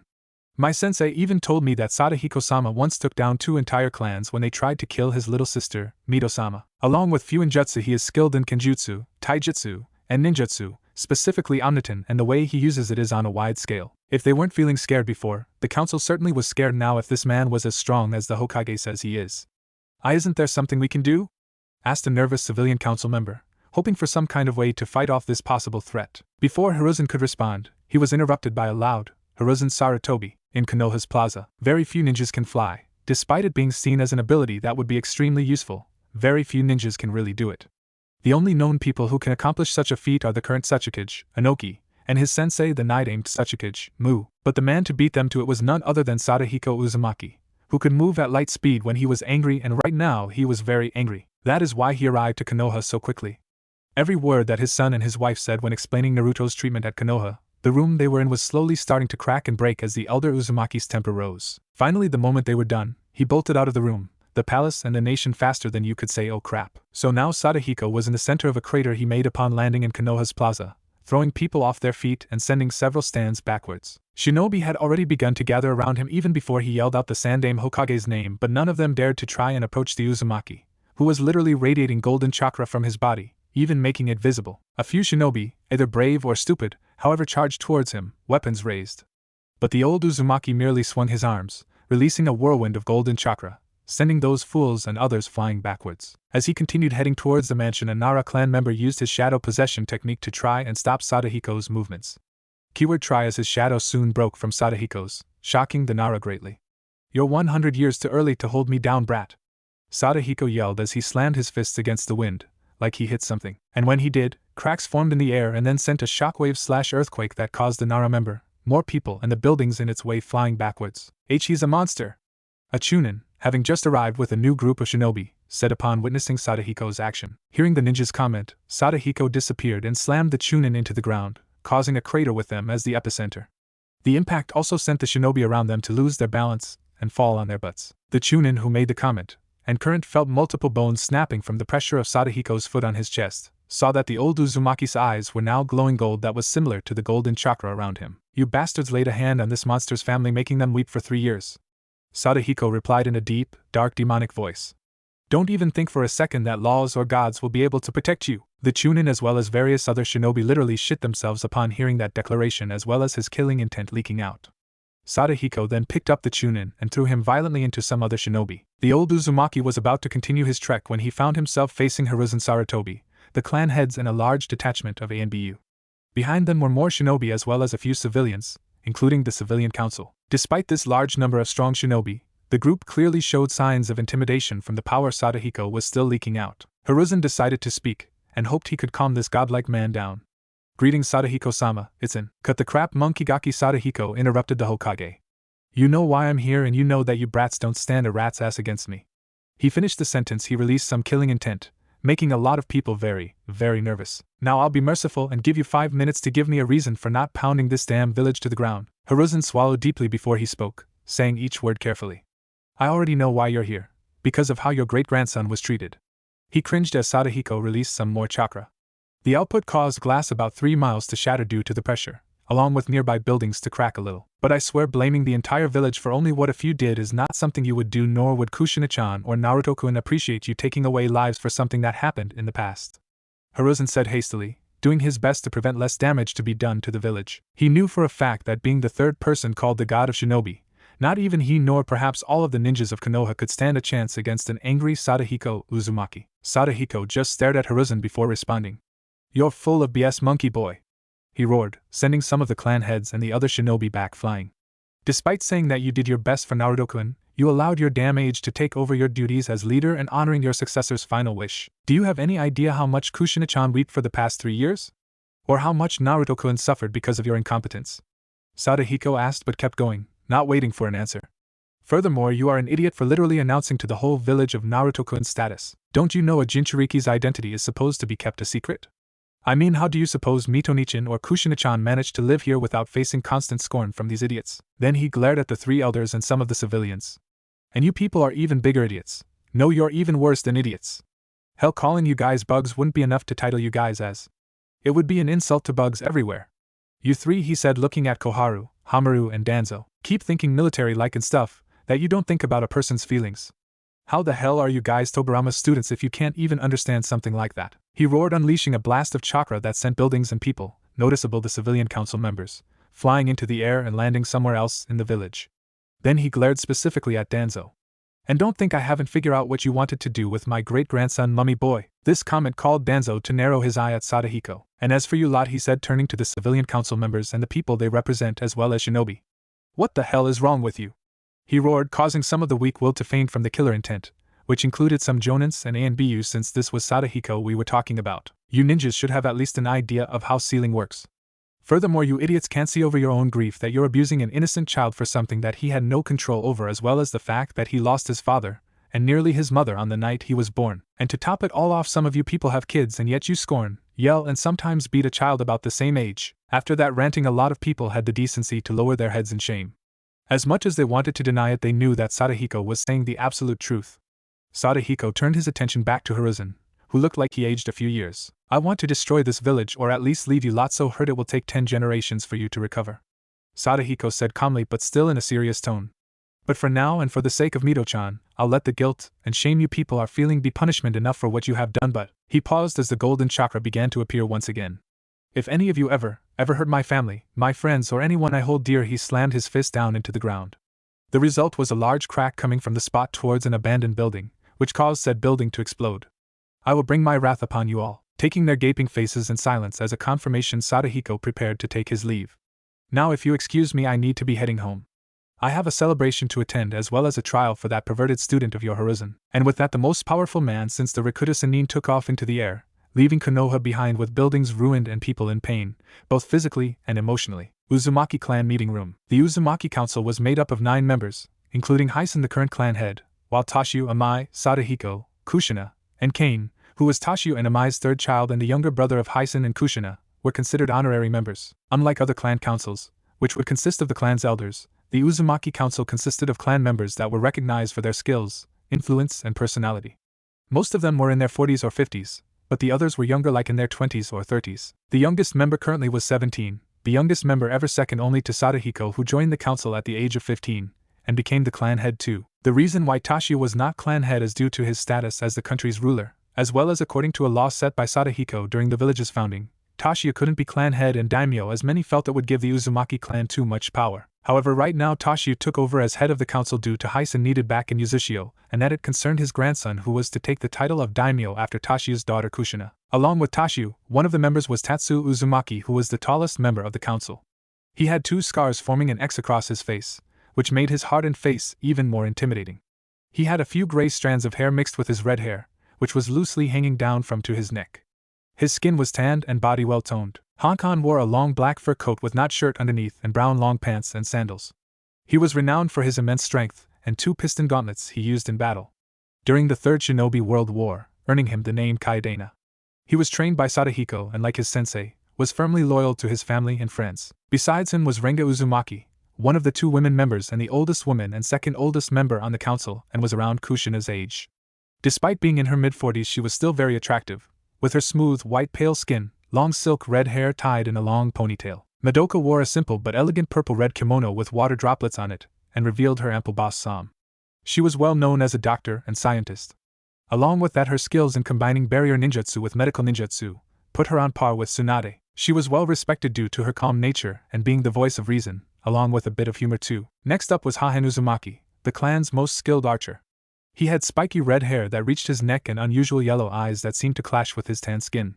He wore a red flak jacket over a black sweatshirt, and black fingerless gloves over his hands. For lower attire, Hahen wore dark blue shinobi pants and black sandals with bandages wrapped around the ankles and above. Resting on the desk were visors. Hahen rarely talked unless he had to and could remain calm even in the most dangerous of situations. After Hahen was Jukuna Uzumaki, head of the daimyo's royal guard, the Sekioku and Tashia's younger brother and Sadahiko's second son. Jukuna was also known as the Shinka no Borii for the menacing aura around him as well as appearance. He wore the Sekioku uniform, which was a red jacket with black trims and black sleeve collars. The pants were the opposite of that, the majority being black with the bottom with a red collar. Over that he wore a black cape with a hood. The cape was around his body and held by a small zipper. Finally his hair was red and messy and went down to the middle of his back. His skin was pale and blue eyes were dark too. Jakuna was a tactician during the last 2 wars, someone whose intellect was considered on par with the Nara clan. In fact, it was Jakuna who coordinated the defense of the nation against the combined force of Kumo and IWA during the Second Shinobi World War. Futoji Uzumaki was after him. Futoji was an odd-looking person, as his entire body was covered in bandages to hide terrible scars he endured in the past. His red hair stuck out and was short, barely went past his neck. He wore a black and white kimono over his bandaged body and wore wooden sandals similar to Jiraiya's. Unlike the other members of the council, Futoji did not sit in a chair. Instead, he sat cross-legged on a floating palanquin.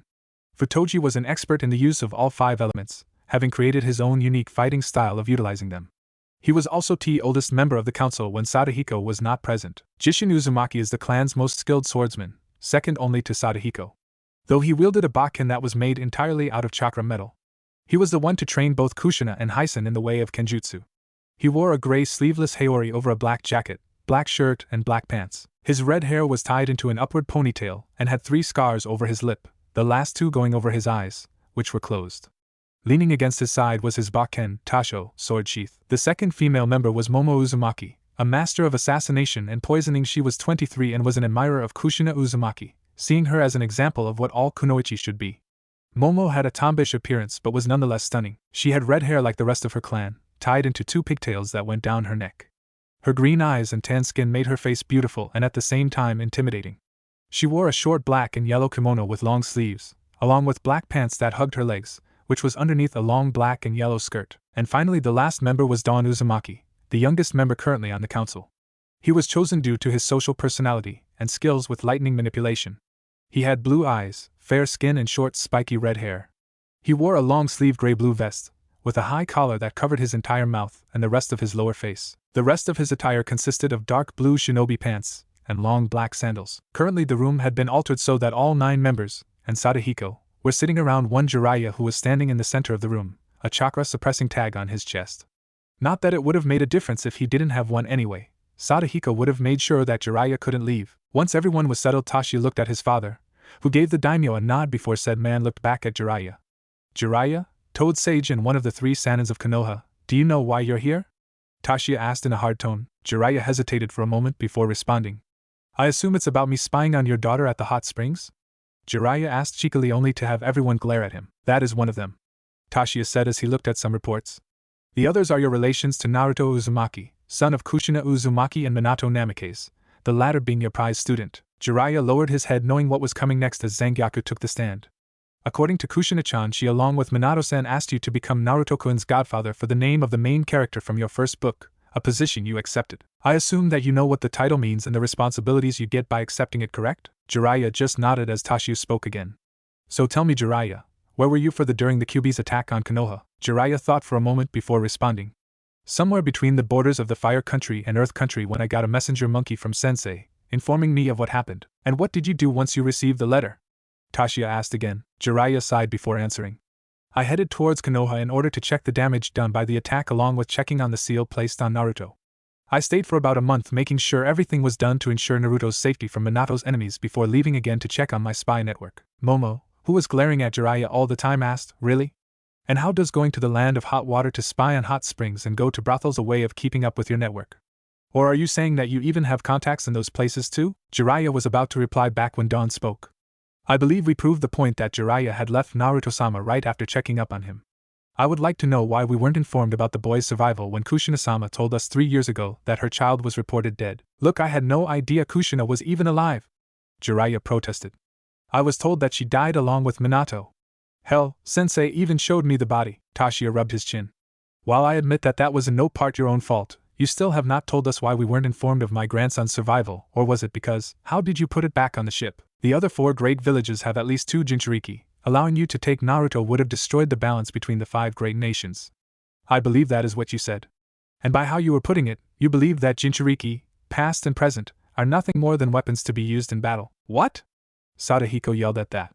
Then he gave a ki-intensified glare at Jiraiya, who was now white as a ghost. Are you saying that my little sister, granddaughter, and great-grandson are nothing but weapons? He practically yelled, the room beginning to crack a bit from the chakra that he was letting out. I meant nothing like that. Jiraiya shouted back, though he was still having trouble staying awake from the killing intent directing at him. I merely meant that because the village was still recovering from the Kyuubi's attack and that if word got out that the Jinchuriki had left Konoha, villages like Iwa or Kumo would not hesitate to take the chance of invading us.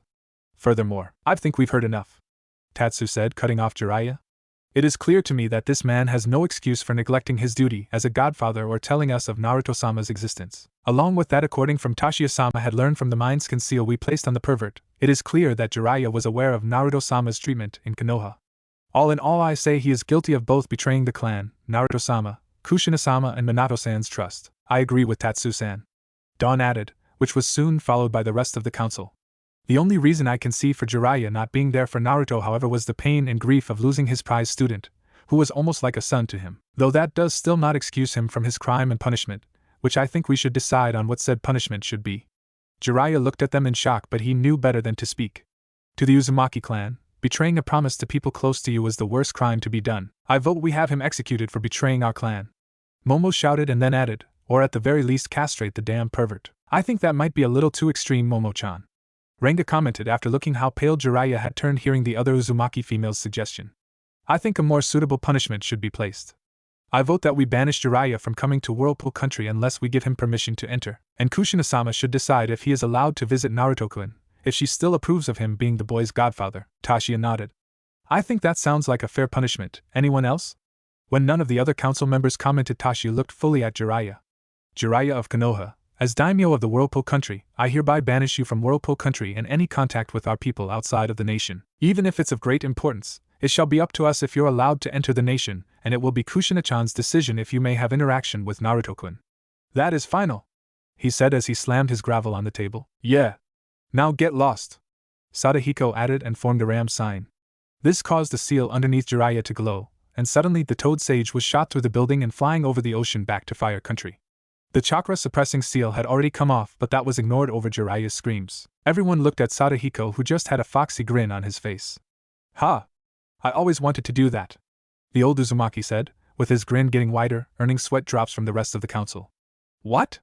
Sadahiko asked as he looked at the stairs. Don't worry, he'll land in Konoha, and seeing how he gets beaten by women daily, he'll probably be walking in 3 days or so, the old Uzumaki said dismissively, earning more sweat drops. Whirlpool Daimyo Palace later that evening. Within the Whirlpool Palace, a celebration part was in full swing, all for the arrival of the next heir of the Whirlpool, Naruto Uzumaki. The heads of every single clan of Uzushio along with other important people within the country were in the palace, or outside the palace where a large fair had been set up with people having the time of their lives.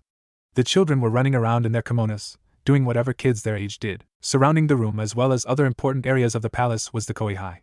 They all wore the same outfit as Jakuna with the kanji for guard on the back of their haori, and the same light armor around their jacket and pants.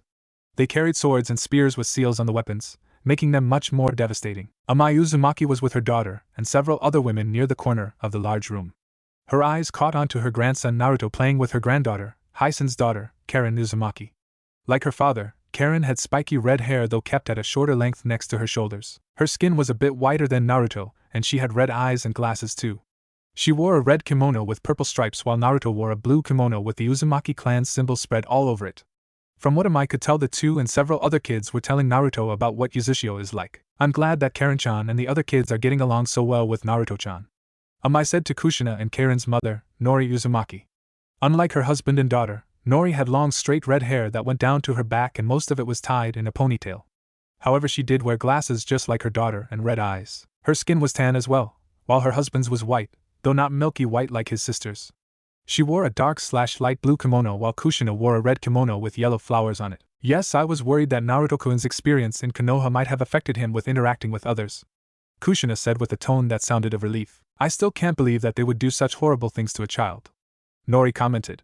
What doesn't make sense is why Sadahiko-sama didn't flatten the village when he heard what about to Naruto-kun, while his answer to us was because he saw them living with the guilt as a more fitting punishment. Tashi replied while walking up to them. The real reason is because of his sister, and Mito. Tashio-kun, where did you come from? Amai asked her husband. I was just speaking with father. He had to leave due to his and Hisen's presence being acquired at the Nishimura compound. I don't know the reason yet, but I'm sure Hisen will inform me when he returns. the daimyo said. The three women just nodded before Kushina asked, Father, what did you mean that Gigi didn't do it because of Mito-sama? As you know, your grandfather loved his younger sister, enough to destroy 2 clans that were threatening her. Tashiya said, receiving nods from the women. Well, Aunt Mito loved Hashirama-sama, and vice versa, which is one of the reasons why they got married. Furthermore, she also loved Konoha too, enough that she decided to remain there even after Hashirama-sama's death. He watched as the others were putting the whole thing together. So you can see that while Sadahiko probably hates Konoha, he won't destroy it because he could never look at his sister again for destroying a village she loved deeply. Whatever was going to be said next was cut off when a servant entered the room and approached the daimyo, being discreet as possible as to not rouse attention. Daimyo-sama, a messenger from the Jinin clan, Silver Lotus, has just arrived. He says it's from Sadahiko-sama, Hysen-sama and Chokusen-sama. Tashiva along with his wife, daughter and daughter-in-law all glanced at each other, wondering what the message could be about. Yuzushio, Jinrin compound. The compound of the noble clan the Jinin was covered with clansmen and Yuza Anbu, many of them performing seals or having their hands to their weapons. The seals were being used to create a powerful barrier around the main clan dojo where bursts of chakra would appear now and then. The chakra would strike the barrier, causing it to shake a little until it disappeared. Also, if one were to listen carefully, you could hear the sounds of metal clashing, violently too. Near the barrier were 2 men, Hysen Uzumaki and Chokusen Jinrin, the clan's head. Chokusen was a man in his mid to late 30s and had black hair that would reach his shoulders if not tied into a ponytail. He had tan skin and deep black eyes with a scar going down the left cheek. His attire consisted of a grayish-blue short-sleeved shirt with a mesh shirt under it. Along with that, he wore matching shinobi pants and black shinobi sandals with a black belt around his waist that held his sword. Over his clothing he wore an ankle-length black coat with long sleeves and finally fingerless black gloves. Both men watched the dojo intensely and had their hands on their swords, just in case if the worst-case scenario happened. They and everyone else could feel the large chakra as well as inhuman killing intent radiating from the dojo. In fact, some of the shinobi had to step back in order to stay conscious. An hour later the noise as well as intense power died down, bringing nothing by silence. However, that only brought confusion to the gathered, as they didn't know if this was good or not, but Hysen and Chokusen were not willing to wait any longer.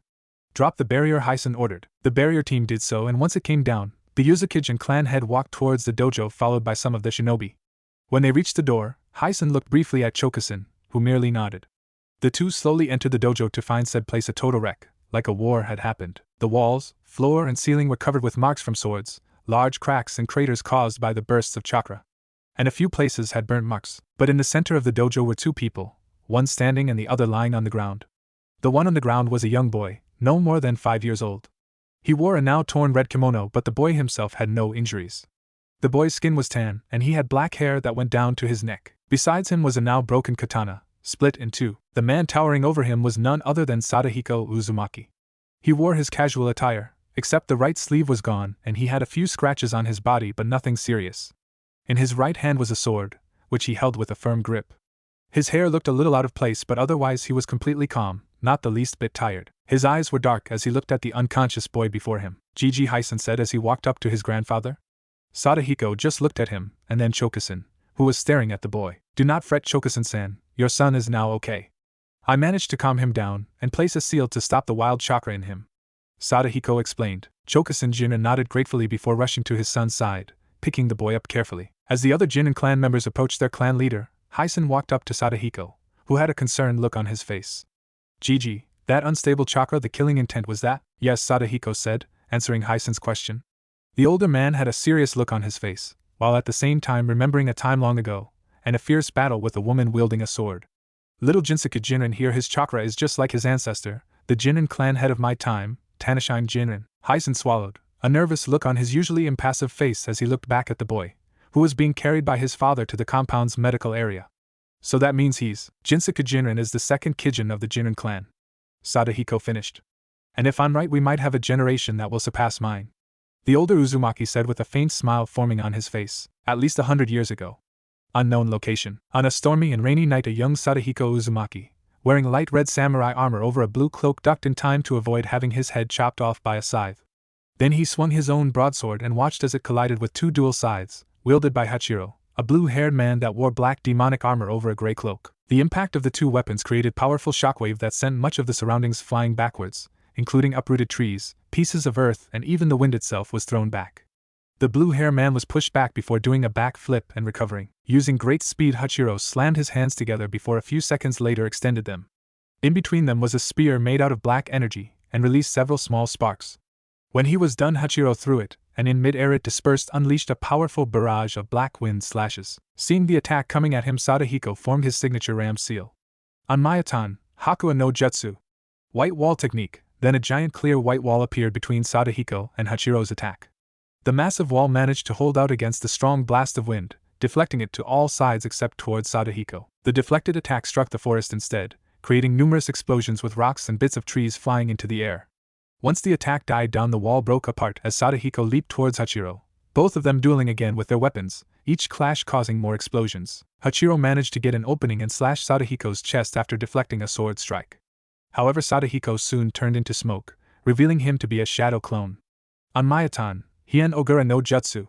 Ice Flame Blue Wave, a voice shouted. Hachiro looked up and saw Sadahiko taking a deep breath, followed by him letting out a large blue fireball. Hachiro used his dual sides as a shield, adding black chakra to them, and deflected the attack, not even flinching when there was a large explosion near him and left a giant crater in the ground. When Sadahiko landed on the ground, he formed another ram seal. Anmayatan, Jasho Mashu no Jutsu. Rising Demon Hands technique. Soon multiple large pale arms rose out of the earth towards Hachiro, surrounding him. Though they tried to grab them, Hachiro proved too agile to be caught as he skillfully dodged each and every one of them. A while later, Hachiro managed to jump high enough so that it would take a second for the hands to reach him. "Don't underestimate me," Hachiro shouted as he raised his dual sides. The weapons soon began glowing, and then Hachiro did swinging movements with them. Both blades unleashed two large waves of black energy the size of a small mountain. The two slashes cut through the giant hands easily as they made their way towards the intended target. Sadahiko dodged the first one, which exploded with the ground behind him, before swinging his broadsword and absorbing the rest of the attack. This left his sword glowing a faint yellow, something that Hachiro did not miss. "Shit!" the blue-haired man yelled to himself as he knew what was going to happen next. "I think this belongs to you, Hachiro," Sadahiko shouted as he swung his blade forward and fired a large beam of yellow energy towards Hachiro. In response, he raised both his hands in front of him, and a ripple of energy came out of them, and soon formed a barrier between Hachiro and the oncoming attack. When the two collided, the two were obliterated completely, with smoke still rising into the air. However, with the smoke obscuring Sadahiko's view, Hachiro raised his left arm and, forming a gun with his hand with the pointer and middle finger sticking out, fired several beams of black energy towards his opponent. Sadahiko formed the ram seal and murmured, "Anmayatan, Takamama no Jutsu." High Heaven Gate technique. And suddenly a large thick square-shaped white wall popped out of the ground. But Sadahiko wasn't finished as he slammed his right hand at the wall. Uzumaki Fuin Jutsu, strengthen, and appearing all over the white wall were black lines, which then gave off a glow as it covered the giant wall, making the whole structure glow too. The moment that the beams struck the wall, they were absorbed by the wall before being released across the battlefield, creating massive explosions with debris flying everywhere due said explosions, leaving craters and large earth fragments sticking out. Sadahiko smirked at his opponent. "You'll have to do better than that, Hachiro, if you want to kill me," the Uzumaki commented. Hachiro smirked, bringing his dual sides together, where they suddenly formed into one large demonic scythe. "Indeed, though it will be a shame to lose the only person among your kind that offers me a challenge. However, the time for humanity has come to an end, whether or not it's by my hand or even done during this time," he yelled as he raised his large scythe. "Now come, Sadahiko, show me everything you got. Leave nothing out, because if you do, you will die," Hachiro cried as he charged forward into the air. As he did, 10 large black-reddish orbs appeared in the air around Hachiro and connected to his dual sides. Sadahiko growled as he picked up his broadsword, gripping it with his right hand while his left hand formed a hand seal with his eyes closed. A few seconds later, markings of black and white color appeared all over his face as he entered Sage Mode, Yin-Yang style, similar to Hashirama's Wood-style Sage Mode. "Don't act so confident, Hachiro, because this is the last time we clash, Databeru," he exclaimed, and he soon charged towards Hachiro.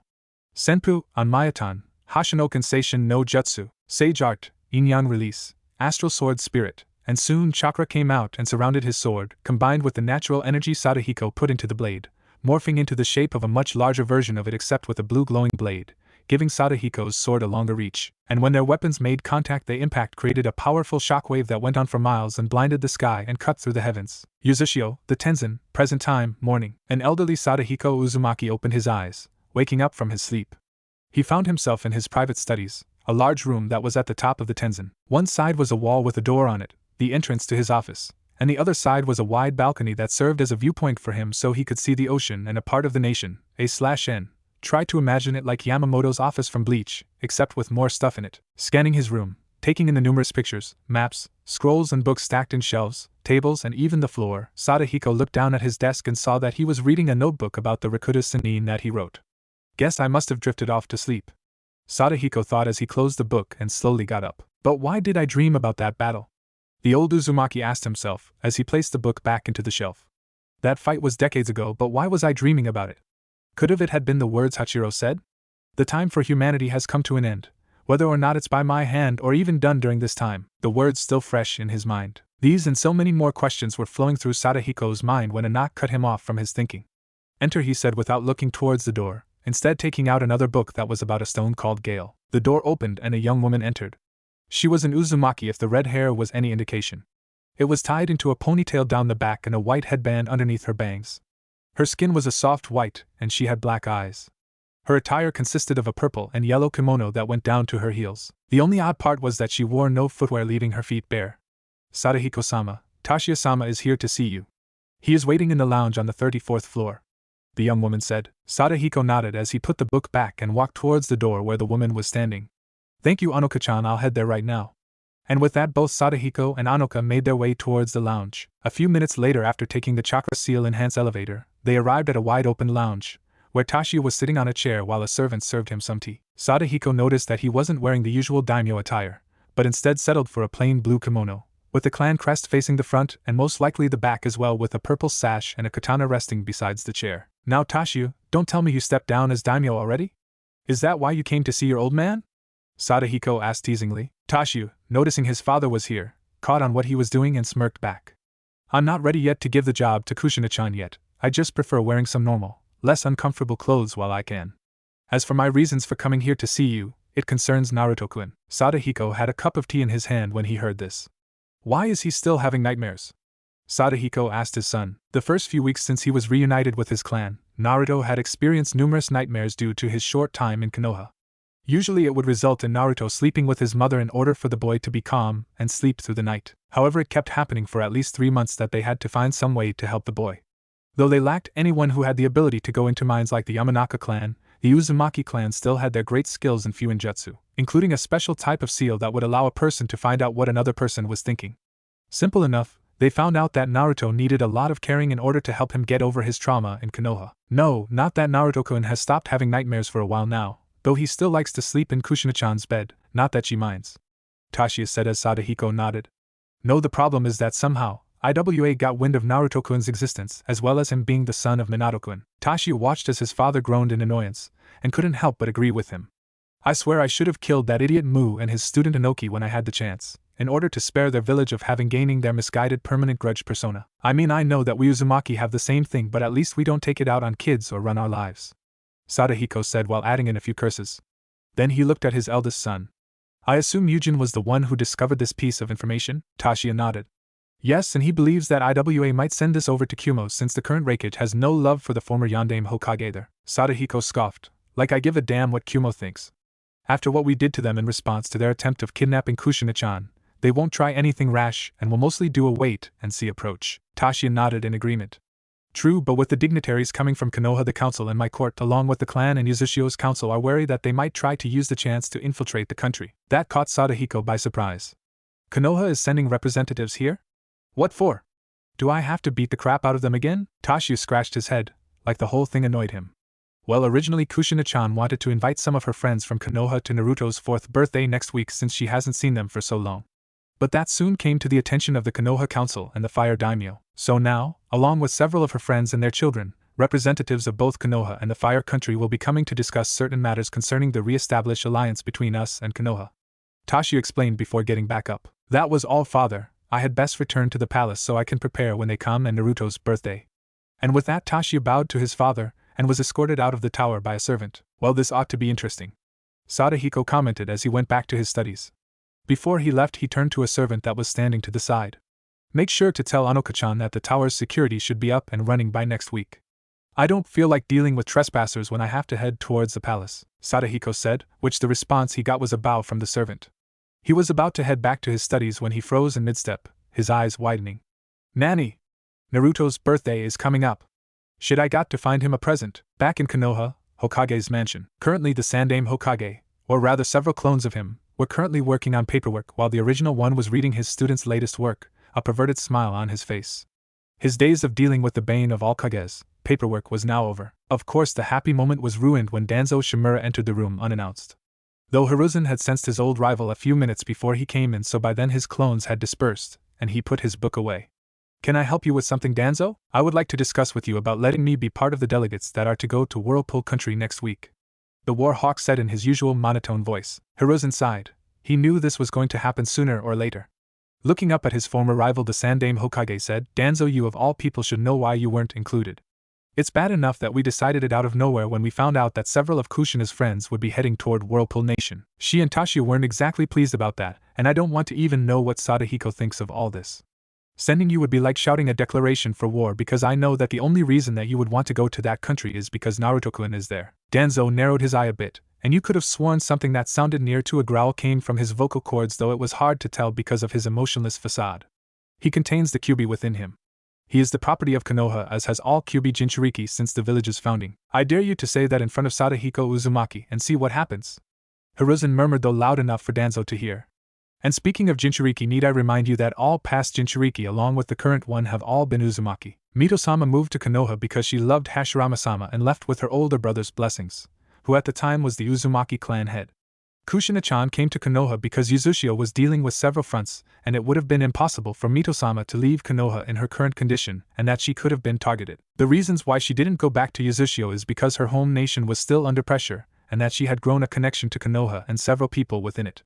And it was a clear sign that the villagers had little love for Naruto-kun, and since his mother was still alive, she had the right to take him with her. And what about the 4 other great villages? They all have Jinchuriki of their own, and with Takigakure being the only minor village with their own.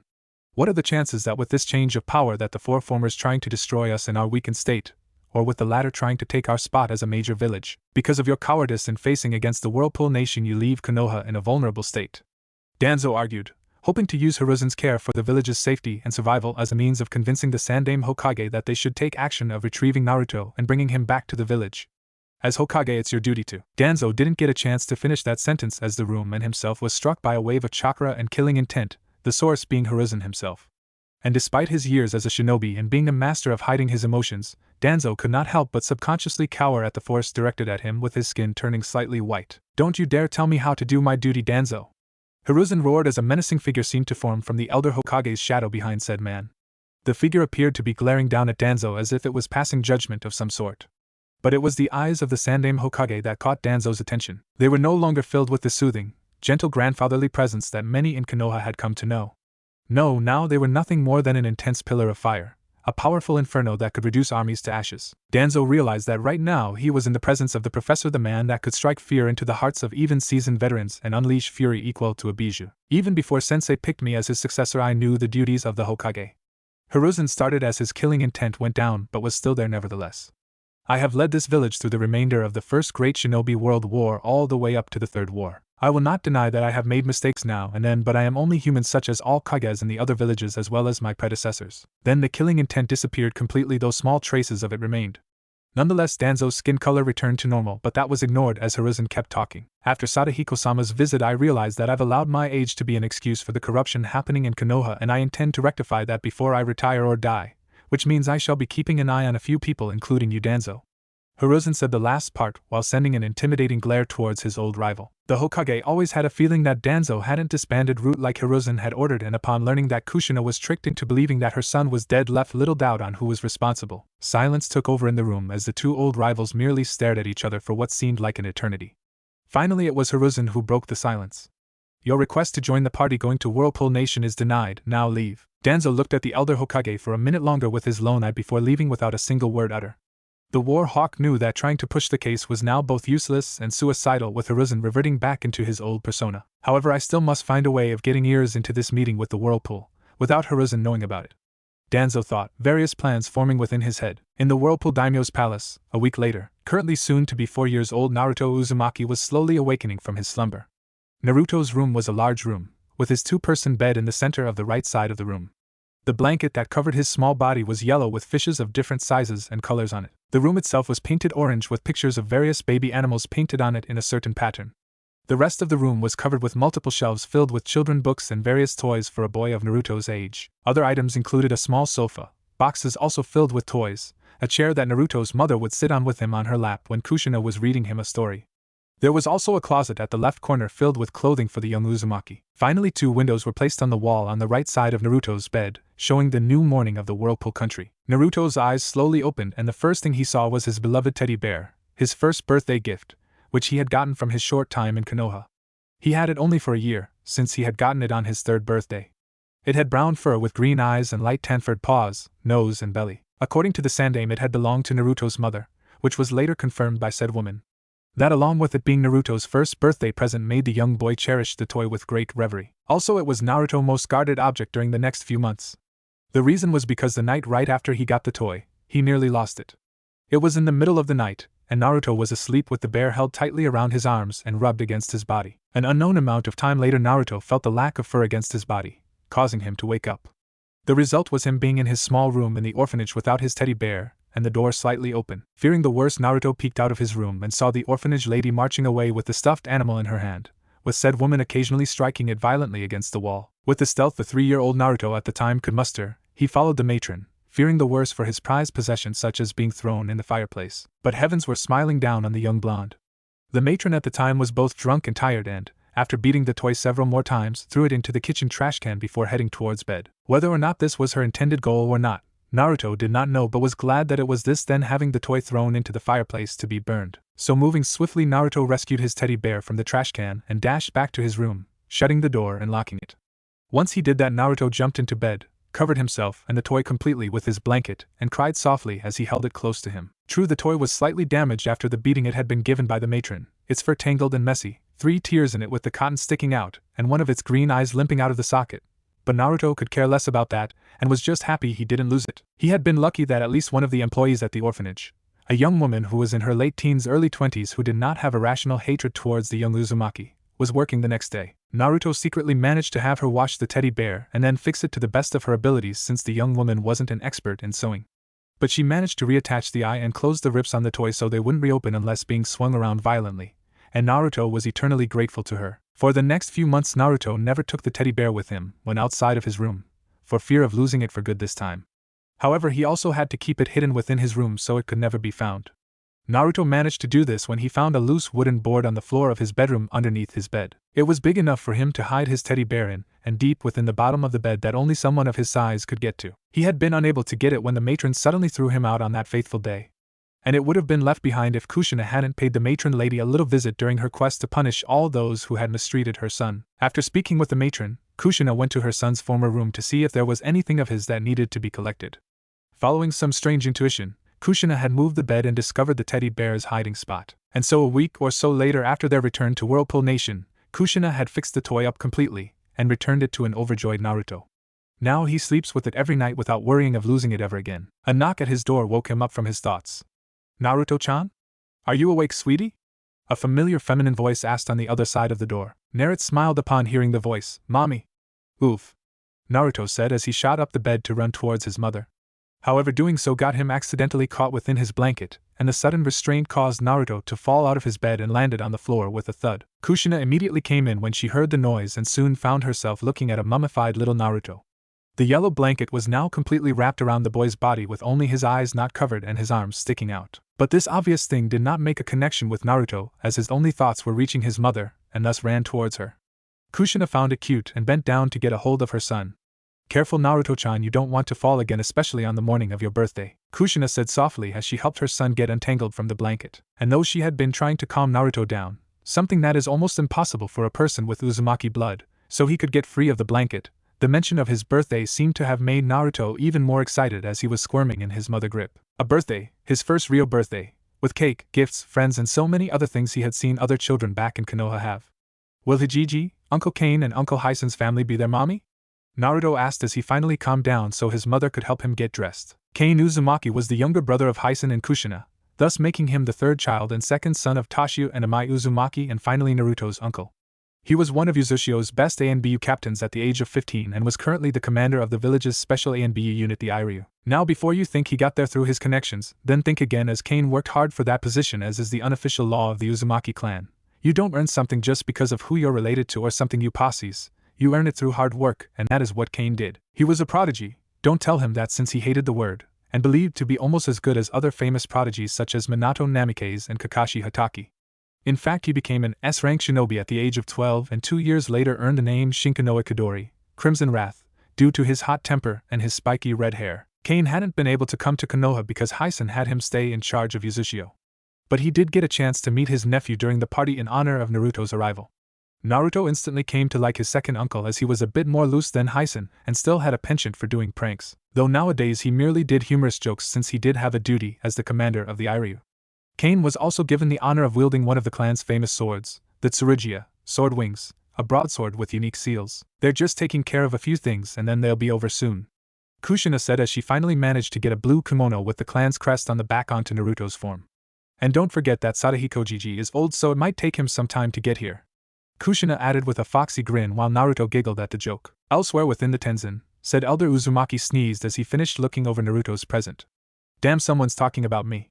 Hope it doesn't last through the day or Anoka-chan will make me stay in the tower, Sadahiko muttered to himself before returning to his original task. Near the port of Whirlpool country that point towards Fire country, the morning of Naruto's birthday, at the same time a small convoy of carriages, with several samurai groups around it, could be seen heading away from the port on the road towards the palace. Within the carriages were the visitors from Konoha and Fire country. This group included the older friends of Kushina Uzumaki, which were Mikoto Uchiha and Hitomi Hyuga along with their children Itachi Uchiha, Sasuke Uchiha, and Hinata Hyuga. The others were Koharu Yudatane and Hamura Mitokado, the two elders of Konoha and Hiruzen's former teammates, Shikaku Nara the Jonin commander, Shibi Aburame, the Aburame clan head and whose logical input of life would be useful for the talks. And finally there was Asuma Sarutobi, the son of Hiruzen Sarutobi and a member of the Guardian 12 who protected the Fire Daimyo, and thus was representing the Fire Nation. Within their carriage, Hitomi was explaining to Hinata what to expect when reaching the Whirlpool Palace and Uzushio. You see, Hinata-chan Shodame Uzukage as well as the daimyo of Whirlpool, Sadahiko Uzumaki, decided that the best way for the palace and village to exist was that if they were merged together. And so with that in mind Sadahiko created the blueprints for this idea on his own. What he did you see was that he created 3 layers of walls, the outer wall that was around the village similar to the wall back at Konoha. The second wall was built between the village and the palace, though mainly it was built at the edge inside the village where a round form of water separated the rest of the country from the island that the palace resided on, acting as the first line of defense to the palace. And the last third wall was built around the edge of the island itself to defend the palace, which acted as the final line of defense. A/N. Imagine it like Suriidii from Bleach though with some slight differences, like instead of a mountain in the center there is an island. But why would Sadahiko-sama do that, mommy? Hinata asked, confused of why such a thing to be done. I think it's so that they can show that the nation's ruler and the village's ruler can work together. Because despite the fact that both are related to one another, they might have differences such as all people do, Hitomi said before adding, also so that way the two powers of this nation can be at the same place and protect one another. Even though you're little Hinata-chan, it will be good to remember this as all nations and their villages have different policies. Hinata merely nodded before looking out the carriage's window and saw that they were nearing one of the gates to Uzushio.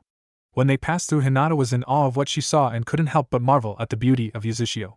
While similar to Konoha building appearance-wise, there were several differences that could be easily pointed out. One was that unlike Konoha there were fewer trees, though you could see some on each block. Along with that, Uzushio had more small rivers going through the village towards the ocean or the circle of water that separated it from the palace. And of course all the rivers had bridges built over them. Many of the rivers were mostly concentrated within the village's public park, and they usually merged with the larger ones heading towards the center of the village, which her eyes spotted something and she realized that it was probably the Uzukage Tower. It was similar to the Hokage's Tower except that it had 4 pillars around it on all corners and had what looked like a large umbrella over the roof, probably in case it rained or something, and it almost looked retractable too. Even the Uzukage Tower was surrounded by a small moat with mini whirlpools within said moat. And, as said before, the village's buildings looked just like the ones in Konoha. There were several differences. Besides that, none of the buildings were built next to or attached to trees. The buildings in Uzushio were mostly made out of stone/metal rather than wood/stone/metal in Konoha. Many of the buildings appeared to look more futuristic, with some of the fancier ones having separate floors connected via pillars with stairs either sticking outside or being hidden by walls. The colors of many of the buildings were either orange, blue, gray, red or yellow, with a small number having different colors, though even those buildings barely stuck out from the others. The last 2 bits of features were the pillars near the rivers and the statue out in the distance. On both sides of every river, with being a block apart, were large orange pillars with the Uzumaki clan symbol engraved into them, and they were all connected by metal fences in order to prevent people from accidentally falling into the rivers. On the opposite side of the Uzukage Tower was a large mountain, equal in size with the wall it rested on. It was called Mountain of Legacies according to Hitomi. It was similar to the Hokage's monument, with that at the top of the mountain the heads of the past and current Uzukage's faces were carved large enough for the whole village to see. Hysen's face was also up there too, along with his predecessors, the head before him being his uncle Jakuna Uzumaki, The Sandame Uzumaki.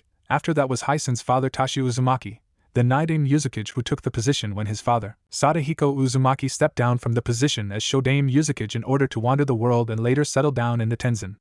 Of course that meant Tashi became the daimyo while Jakuna became the Sandame Uzumaki. Later on he stepped down from office near the end of the Third Shinobi War and made Hisen his successor. According to Hinata's mother, however, unlike the Hokage monument at the bottom of the mountain is what gave said rock formation's name to legacies, for at the bottom was a well-built large memorial site with the names of not just famous Uzushio shinobi, but many other shinobi of the village who fought and gave their lives for their village, home and their loved ones. It was constructed per Sadahiko's request after the First Great Shinobi World War, in a way to honor and remember the men and women who died for the village and nation as well as for their loved ones to have a place to pay their respects. Hinata's musings were cut off when the carriage suddenly came to a halt. She concluded that they arrived because the carriage's door opened, revealing it to be what she assumed was a guard, since her mother told her that the Whirlpool daimyo's guards wore red haori over the rest of their armor. As they walked off, Hinata and the others noticed that the guards had formed two lines with a space in the center for them, the guests, to walk through. There was also a man in the center of the two lines, and while he wore the same outfit as the other members of the Koihai, his haori however was missing its sleeves, along with the jacket underneath, thus revealing his well-built dark skin arms, while his hands were covered by white bandages wrapped around them, and his arms along with fingerless black gloves. He wore a silver visor over his eyes and his black hair was pulled down into dreadlocks that went past his neck. Another piece to take notice was that strapped to his waist by a white belt that also held his haori was a sword with a teardrop-shaped tsuba, while the handle was wrapped in orange. "Greetings," he said to the Konoha group. His voice was deep and carried authority. "My name is Kename Jinren, head of the Koihai 9th Squad. I've been assigned to escort you all to the throne room where his lordship and family shall be waiting. Also please do not wander off anywhere until we reach said destination, as such an act will force us to detain you," he said as he turned around, with some of his men following while the rest only moved once the Konoha group moved, thus putting said group in the middle. During the walk the adults kept looking forward, though they did now and then steal glances at their surroundings, taking in the designs of the palace. While Sasuke and Hinata, because of their childlike curiosity, had their heads swinging side to side, looks of fascination in their eyes as they took in their new surrounding. Even Sasuke's older brother, the stoic Itachi Uchiha, would have a look of interest now and then. A few minutes later the group arrived at their destination, which the door to the throne room was huge, colored red with various seals on them, most likely security measures. On the doors were two large people, one on each door, with different characteristics, and their hands stretched out to the center where the doors meet. There their hands made contact while at the same time they looked like they were holding some kind of orb. But that was nothing compared to the throne room itself. When they entered the throne room the group of Konoha gasped in awe. It was a large room, large enough for a small clan to fit in. Surrounding the room near the edges were pillars with not just the Uzumaki crest but what appeared to be pictures of people doing various things. A guard was standing in front of each pillar with their sword sheath and a spear in their right hands. If they noticed the newcomers they did not show it. The windows were covered with stained glass showing different kinds of pictures like telling a story of some kind. Hanging near where the walls and ceiling meet were banners of different colors with various symbols on each banner, not just the Uzumaki clan crest. And to the opposite of them was a giant picture on the wall of a man who wore what appeared to be a cloak with his arms spread out and his legs crossed over one another. In the right hand was a monk's staff while in the left was a katana, while surrounding him were 6 black and red dots. He had long spiky white hair and what appeared to be a pair of horns sticking out of his forehead. And the only thing on his face were his eyes, which to the surprise of those who recognized the swirling pattern in the eyes, were the Rinnegan, thus meaning that it was a picture of the clan's grandfather Hamura Otsutsuki. Above him was another figure though slightly smaller, and had spiky red hair that reached his shoulders. This was clearly Murugan, the founder of the Uzumaki clan and one of Hamura's 2 sons. He wore a similar cloak to his father, and wielded a sword in one hand and a staff in the other, but he also had a large scroll strapped to his back. Surrounding the two were small made pictures of people lined up in several rows. In front of the wall were several fancy chairs fit for those of royalty. The one in the center was placed on top of a small podium with 3 steps before it, and sitting on it was Tashi Uzumaki, the Whirlpool daimyo. To his left, sitting on a lower podium, was his wife Amai Uzumaki, and to his right was his daughter and heir Kushina Uzumaki with her son Naruto Uzumaki sitting on her lap. Standing next Tashi's right, in between the man and his wife, was their son Hisen Uzumaki, while Tashi's younger brother, and head of the Koihai, Jakuna Uzumaki, was stand at the far left next to his sister-in-law Mai. As the group from Konoha walked forward and bowed before the daimyo, Tashi stood up and said with a booming voice, "Welcome visitors. As daimyo of the Whirlpool country, I, Tashi Uzumaki, welcome you all." Whirlpool Palace. 2 hours after arriving to the palace, Tashi had several servants escort the guests from Konoha to their rooms. Hayashi's family got their own room with a divider and a bed on both sides of it, with the larger bed for the parents, and the same for Mikoto and her sons, except they had 3 beds but a divider. The others all got their own rooms, though not as big as they were made for just 1 or 2 people. Before they left, Tashi warned/reminded them that Koihai and Uzumaki would escort them during their stay in the palace. Along with that, they would need to come to him to gain permission to leave the palace as well to explore the village. The message seemed to be more directed towards the two elders since he did not fully trust them. Currently, since the celebration wouldn't begin until later on during dinner, all of the guests, minus the elders, were in one of the lounges that had access to the outdoor garden. Kushina, Nori, Mikoto and Hitomi, the latter holding her second child Hanabi who had fallen asleep, were sitting on a bench in the garden catching up with each other. Shikaku had decided to lie on a chair in the shade and took a nap, typical Nara. Shibi was admiring the wildlife and keeping an eye out for any interesting new bug specimens. Hayashi was talking with Asuma and Hyson, who had just arrived with his family, about several things related to their nations and villages. And finally the children were playing with Kane who had arrived with Hyson's family. Currently Hinata and Karen were watching as Naruto, Sasuke and, somehow getting dragged in, Itachi play wrestling with Kane. Kane was around the same age as people such as Asuma, Kakashi, Kurinai and Guy, just entering his 20s. His skin color was about the same color as his older siblings, but had more of a tan to it too. Like his brother Hyson, Kane's red hair was spiky too but not as long as Hyson's or Kushina's and was somewhat in a similar fashion as Naruto's except he had a small ponytail going down to the bottom of his neck, and one of his bangs was in front of his face. His eyes were a dark purple color that they almost looked black. He wasn't wearing his Iria ANBU attire, now wearing a more casual choice of clothing that consisted of an unzipped long-sleeve black jacket over a black shirt with a blue-colored version of the clan's symbol, black fingerless gloves, dark green pants and blue sandals. Wrapped around his head covering the front of his hair was a black bandana version of a shinobi headband, the metal plating on the bandana with the village's symbol too. You know Kushina-chan, there's been one thing that's been bothering me, Mikoto said to her friend who was out of her formal princess wear and wearing a simple red kimono with blue trims on it. If Hyson-san is older than you, then how did you get to become Tashiya-sama's heir? The Uchiha woman asked. Mizan didn't really think that he was daimyo material and felt more content in just remaining as Uzukage and then retiring when he found a successor. Kushina said while taking a quick glance at the children. Also, given his reputation and the fact he's the strongest shinobi of Uzushio minus father and Gigi, but since those two are no longer registered as shinobi, it would have been a waste to have Hyson to become daimyo when he could serve better as Uzukage. So I was chosen as the next daimyo after my father, also because my father realized that I have better patience and understanding of politics than my brothers. Kushina said as she puffed her chest out at the last part. Her friend's sweat dropped at the last remark. Kushina-chan, I don't know about politics, but patience? Really? You're the most impatient person I've ever met. Hitomi said she, and Mikoto giggled at the pout and glare Kushina was giving. I have to agree with them, Kushina. In fact, I think Hyson-kun has more patience than the rest of the clan. Nori said, adding her 2 cents. While I admit that Hyson-Nizan is more level-headed than the rest of my family, he's a devil when he gets enraged. Kushina said to her friends and sister-in-law with a shudder. I remember as children that it was almost impossible for me or Kane to beat Hyson at anything when he's mad or even when he's calm. And whenever he got mad, the only people that could calm him down back then and even now were my parents and Gigi. And speaking with Kane, said young man was walking up towards the mothers with Karen, Hinata and Itachi in tow while Sasuke and Naruto were still held underneath his arms, their behinds facing the older women. Hey sis, I'm going to head towards the Tenzin to check on Gramps. Mind if I take the runts with me? Kushina looked at the children and seeing an excited look in Karen and Naruto's eyes, who had been put back down on the ground along with Sasuke, and the curious looks in said boy and Hinata's. Even Itachi seemed to want to go there. Kushina sighed. Well, I'm fine with it, just remember to behave, Naruto-kun, Kushina said to her son who nodded excitedly. You too, Karen-chan, Nori said to her child, said girl giving a similar response as Naruto with a headshake. Mikoto and Hitomi also approved as well, and after reminding their children to be on their best behavior, Kane began to lead them out. However, he stopped when Kushina spoke up. Hey Kane, do you know where Tu-san and Ka-san went off to? I think they had to head towards the meeting room. Kane responded.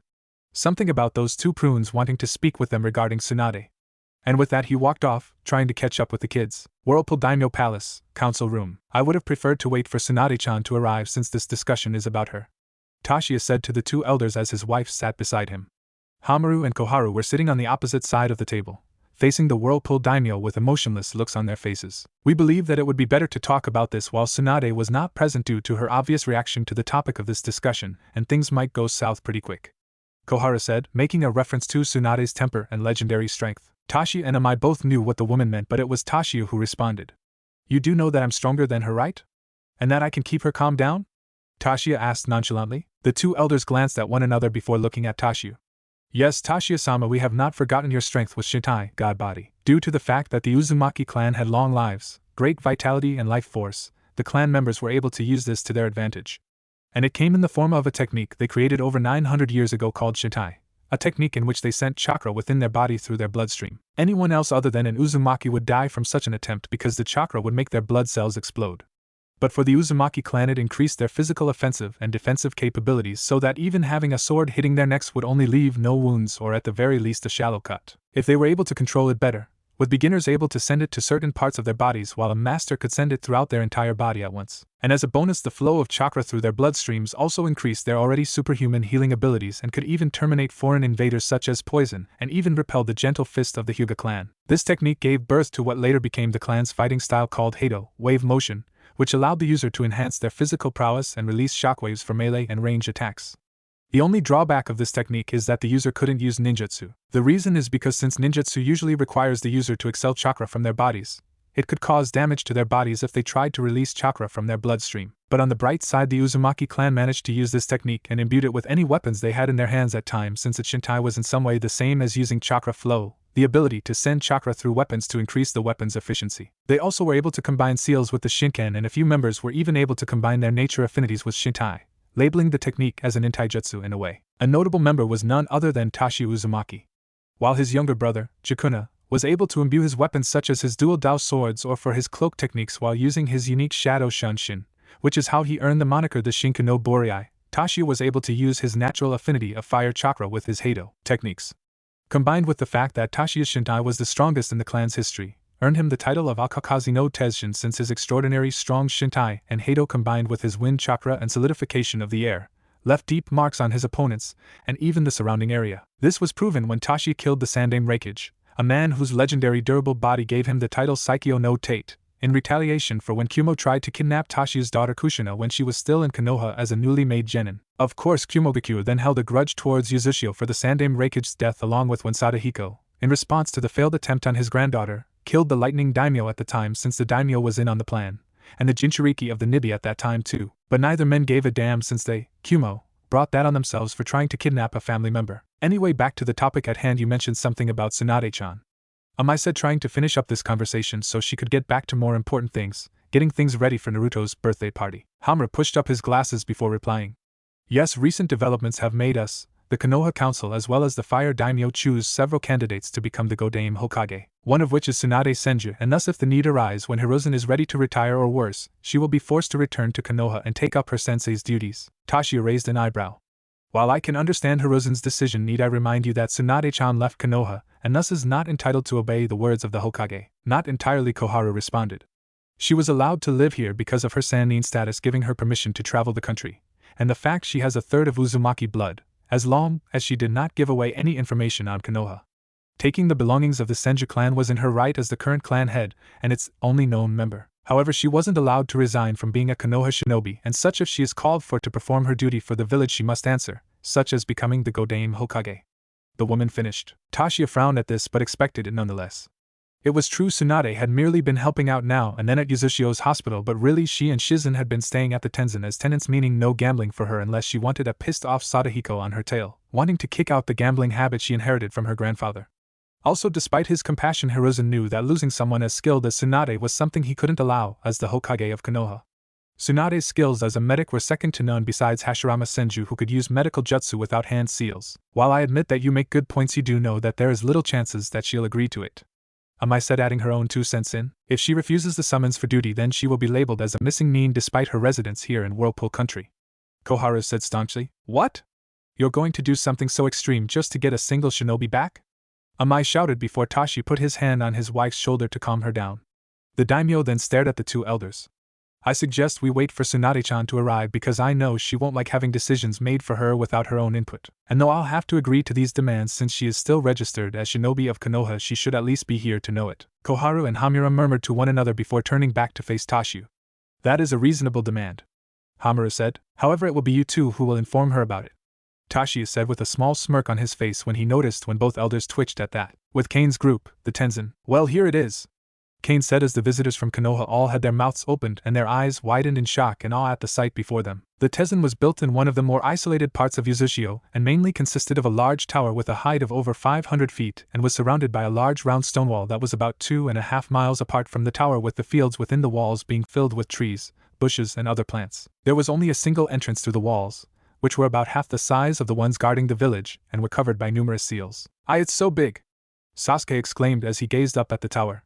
Hinata looked a bit intimidated by the large tower and hid behind her bodyguard Kohyuga, who had accompanied the group per Hayashi's request. Itachi showed no signs of shock except for his eyes being a little wider. To Ko and Itachi, the tower was almost the same size as the Kyuubi was 4 years ago, since they were old enough to remember that time. Yep, and along with the Uzukage's mansion and the daimyo's palace, it's one of the most protected places in the nation, with all the personnel, seals and barriers placed all around it and the wall. Kane said with a smirk as he looked at the faces on the Konoha guests. Deciding that they had gazed at it long enough, Kane led them forward, Naruto and Karen right behind and slowly followed by the others. After a brief interaction with the gate guards to prove their identities, the group walked across the only road towards the tower's front door, which was at the end of a long staircase going upwards. Once Kane's group reached the door, said man rung the doorbell several times, releasing a deep ringing noise. A few seconds later a voice came out of the speaker. "Hello?" The voice of Sadahiko asked. "Hey Gigi, it's me," Kane said casually to the speaker. "I brought Naruto and Karen with me, along with some of the visitors from Konoha," Kane replied. There was silence before Sadahiko replied. "It isn't those two brats Koharu and Hamaru, is it?" the elder Uzumaki asked. The people from Konoha's sweat dropped at that. He called the elders brats? Was the thought running through their minds? Though it made sense if you thought about it. Since Sadahiko was in his 100s and the elders along with the Sandaime Hokage were in their 60s, then the former would be older than the latter by about 40 years. That would effectively make Hiruzen, Koharu, Hamaru and Danzo brats in the eyes of Sadahiko, though it was still hard for the Konoha people to grasp. Their thoughts were cut off as the large door slowly opened, when Kane told Sadahiko Koharu and Hamaru were not part of the group, allowing them to enter. An hour later, after a few introductions, the group had split up to explore parts of the tower they were allowed to go, while some Yuza A and B were watching over them from the shadows. The group had also been told that Tsunade had already left towards the palace and they must have passed by her, much to the disappointment of Naruto and Karen, but Yujin's presence made up for it since the 1,000-year-old being was doing a good job of entertaining the guests with his special ability, molecular manipulation, which allowed him to do things with his body like inflating his head like a balloon, much to the amusement of the children. Currently Naruto, Sasuke and Karen were playing tag under the watchful eye of Anoka. Hinata decided to walk through the garden around the tower with Ko accompanying her as well as several hidden ANBU watching them. Kane finally had decided to take a nap since there was nothing better to do. And Itachi was discovered by Sadahiko to be in one of the many libraries of the tower, reading books after books from what the elder Sadahiko could see. Interesting, Sadahiko mused to himself as he watched the young Uchiha and didn't disturb him.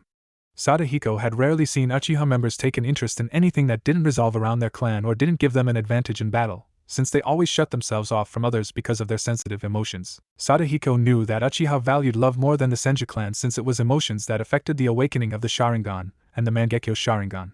He had discovered it long ago from his studies as well as his interaction with Uchiha members, Madara especially. His Uchiha student had loved his brothers and clan dearly, which is what mostly drove Madara to despise the Senju, Hashirama and Konoha. It was the fact that his brothers were dead and that his own clan didn't trust him, which caused Madara to turn to darkness. Still, Sadahiko was curious that Itachi seemed more interested in things outside his clan and did not seem bound to the curse of hatred. There were only a few Uchiha in history that didn't succumb to that curse, and it looked like Itachi was one of them. With Itachi, the young Uchiha was awed from what he was reading. He had always been more curious about the history of his home village Konoha, and not restricted to his clan's ways. But he was also very curious about Konoha's sibling village, Uzushio, especially when he heard of how much they valued knowledge, and the fact that supposedly that Sadahiko Uzumaki, a person who lived during the age before villages even existed, was alive and had collected over his years of travel. And when his mother said he was going to take Sasuke and him to Whirlpool country, Itachi had been very excited, though he hid it well. It wasn't that he wanted knowledge for power, he wanted knowledge to know and understand to help him in his life and not restrict him to things such as the ways of the Uchiha clan. Right now what he was reading was information based off of the Rikudo Sennin and Himura Otsutsuki, and how together they both saved the world from a monster called the Jubi, the original Biju, and later on taught the world of chakra and brought birth to Ninshu before it was perverted and gave life to the ninja world. It later spoke of how he and his wife had 2 children, each one inheriting something from the sage. This part really caught Itachi's attention because he knew that the eldest son was the ancestor of the Uchiha clan. The eldest, Indra, had inherited his father's eyes, large chakra and spiritual energy. The middle son and Senju ancestor, Azura, had inherited the sage's body, life force and physical energy. Himura was a similar case, as his 2 sons inherited something from him too. The eldest Murugan inherited his father's incredible chakra reserves, mental energy and physical energy, as well as gaining incredible life force and different chakra natures and shape manipulation. The youngest Surya, founder of the Hyuga clan, inherited his father's eyes along with the ability to have enhanced visual perception, physical energy, spiritual energy along with being able to have perfect chakra control and immense instincts. Since he was born with his father's blood, Murugan also had high chakra reserves, which passed down through his clan. Combined with their more enhanced natural instincts and mental energy, the Uzumaki clan were able to become more adept in everyday life and in combat, with their high mental creativity allowing them to give birth to various seals for the fuinjutsu they became so famous and feared for. "Nizan!" a voice shouted. Itachi was startled from his reading when his little brother Sasuke came running into the library. "Come on, you got to see the rest of this place, Nizan," Sasuke said enthusiastically as he grabbed Itachi's arm and pulled him out of the room, not even waiting for his brother to respond. It happened so fast that Itachi had left his backpack, which he had brought with him to Whirlpool Nation. Neither had noticed Sadahiko's presence at all, though that was because he hiding it so well, nor did they see him approach the table that Itachi was originally sitting at. Sadahiko looked at the books that Itachi was reading and then at the young Uchiha's backpack as a thoughtful expression formed on his face. Afterwards, an hour or two later, Sadahiko, Kane, Anoka, Karen, Naruto, Yujin and the Konoha group heading back to the palace where they were greeted by several loud voices and objects smashing against walls. Tashiya had informed Tsunade about her situation regarding as a Konoha shinobi, and she was not pleased to say the least. The results being her going on a rant about it, and it took strength of Tashiya to stop her and calm her down, and that he would discuss with her about it later. After that, the rest of the day went on smoothly, and the guests and Uzumaki family went down to the village to enjoy the festival set up in honor of Naruto's birthday. Naruto was very excited, as he never really got to celebrate his birthday at Konoha, so he took this chance to have much fun as he could. It also turned out that Naruto had become fast friends with Hinata and Sasuke, though with the latter it was more of a friendly rivalry, similar to the relationship between their mothers. The only tense moments were when Koharu and Hamaru were watching Naruto, since at the same time Sadahiko would be in the same place, keeping an eye on them. Sometimes he would emit a small amount of killing intent towards the two Konoha elders, making it a clear sign he would kill them if they made the wrong move on his family. During the festival, Naruto got to meet Jinsaku Nishimura, the first clan heir of one of the other Uzushio clans the young Uzumaki has met. The kid seemed to be even more energetic than Naruto, which was saying something, but he got along pretty well with Naruto, so that was good. Later on in the evening, the Uzumaki family and Konoha's guests returned to the palace to have birthday cake and other goodies, a prime example being ramen. Kushina herself made the birthday cake, which was a very large double-decker cake, about the same size as Naruto, was round with white icing and blue icing around the area that the two cakes connected, and at the top of the second cake. On both sides of the cake were red whirlpools, while at the top, written in red icing, were the words "Happy Birthday, Naruto." When Naruto saw it, he nearly dived into it in joy, happy to finally have a birthday cake for him, and a yummy-looking one to boot. Fortunately, his mother managed to restrain him so he wouldn't make a mess. After an hour of eating, with the children minus Itachi and Hinata fighting over spares of the cake, while the adults talked about stuff, came the moment that Naruto had been truly waiting for: presents. Already in the main living room were piles of presents, the majority of them from other members of the Uzumaki clan, while the rest were from the other clans, people of Uzushio and Whirlpool country, and a small few from the visitors from Konoha. There was also a separate but equally large pile of presents that Tashiya assumed were either from Amai or Kushina, or maybe both. Everyone was present minus the two Konoha elders, not that anyone really took notice or were concerned, as the ANBU assigned to them reported that they still had the elders in sight. But the first present Naruto wanted to see first was from Sadahiko Hijiji. The little boy cried as said man walked into the room carrying a scroll the size of a person.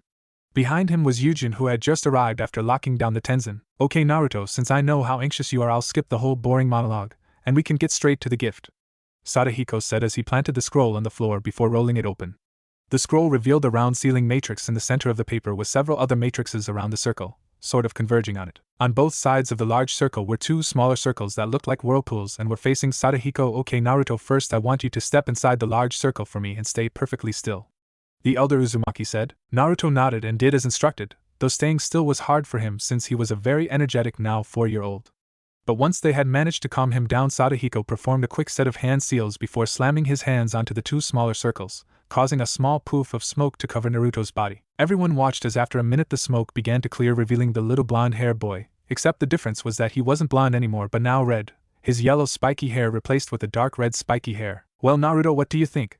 You always were asking to have red like the rest of the clan," Sadahiko said as Anoka, who had been standing beside the elder Uzumaki, placed a mirror in front of Naruto so the boy could see his new look. When he saw his hair color, Naruto cheered in joy and hugged his great-grandfather, who had a small but happy smile, glad to see Naruto happy. He wasn't the only one, as Kushina watched the scene with a smile on her face too, joy filling her heart, as she truly felt the void in her heart that she suffered for 3 years being filled from listening to her son's sounds of happiness.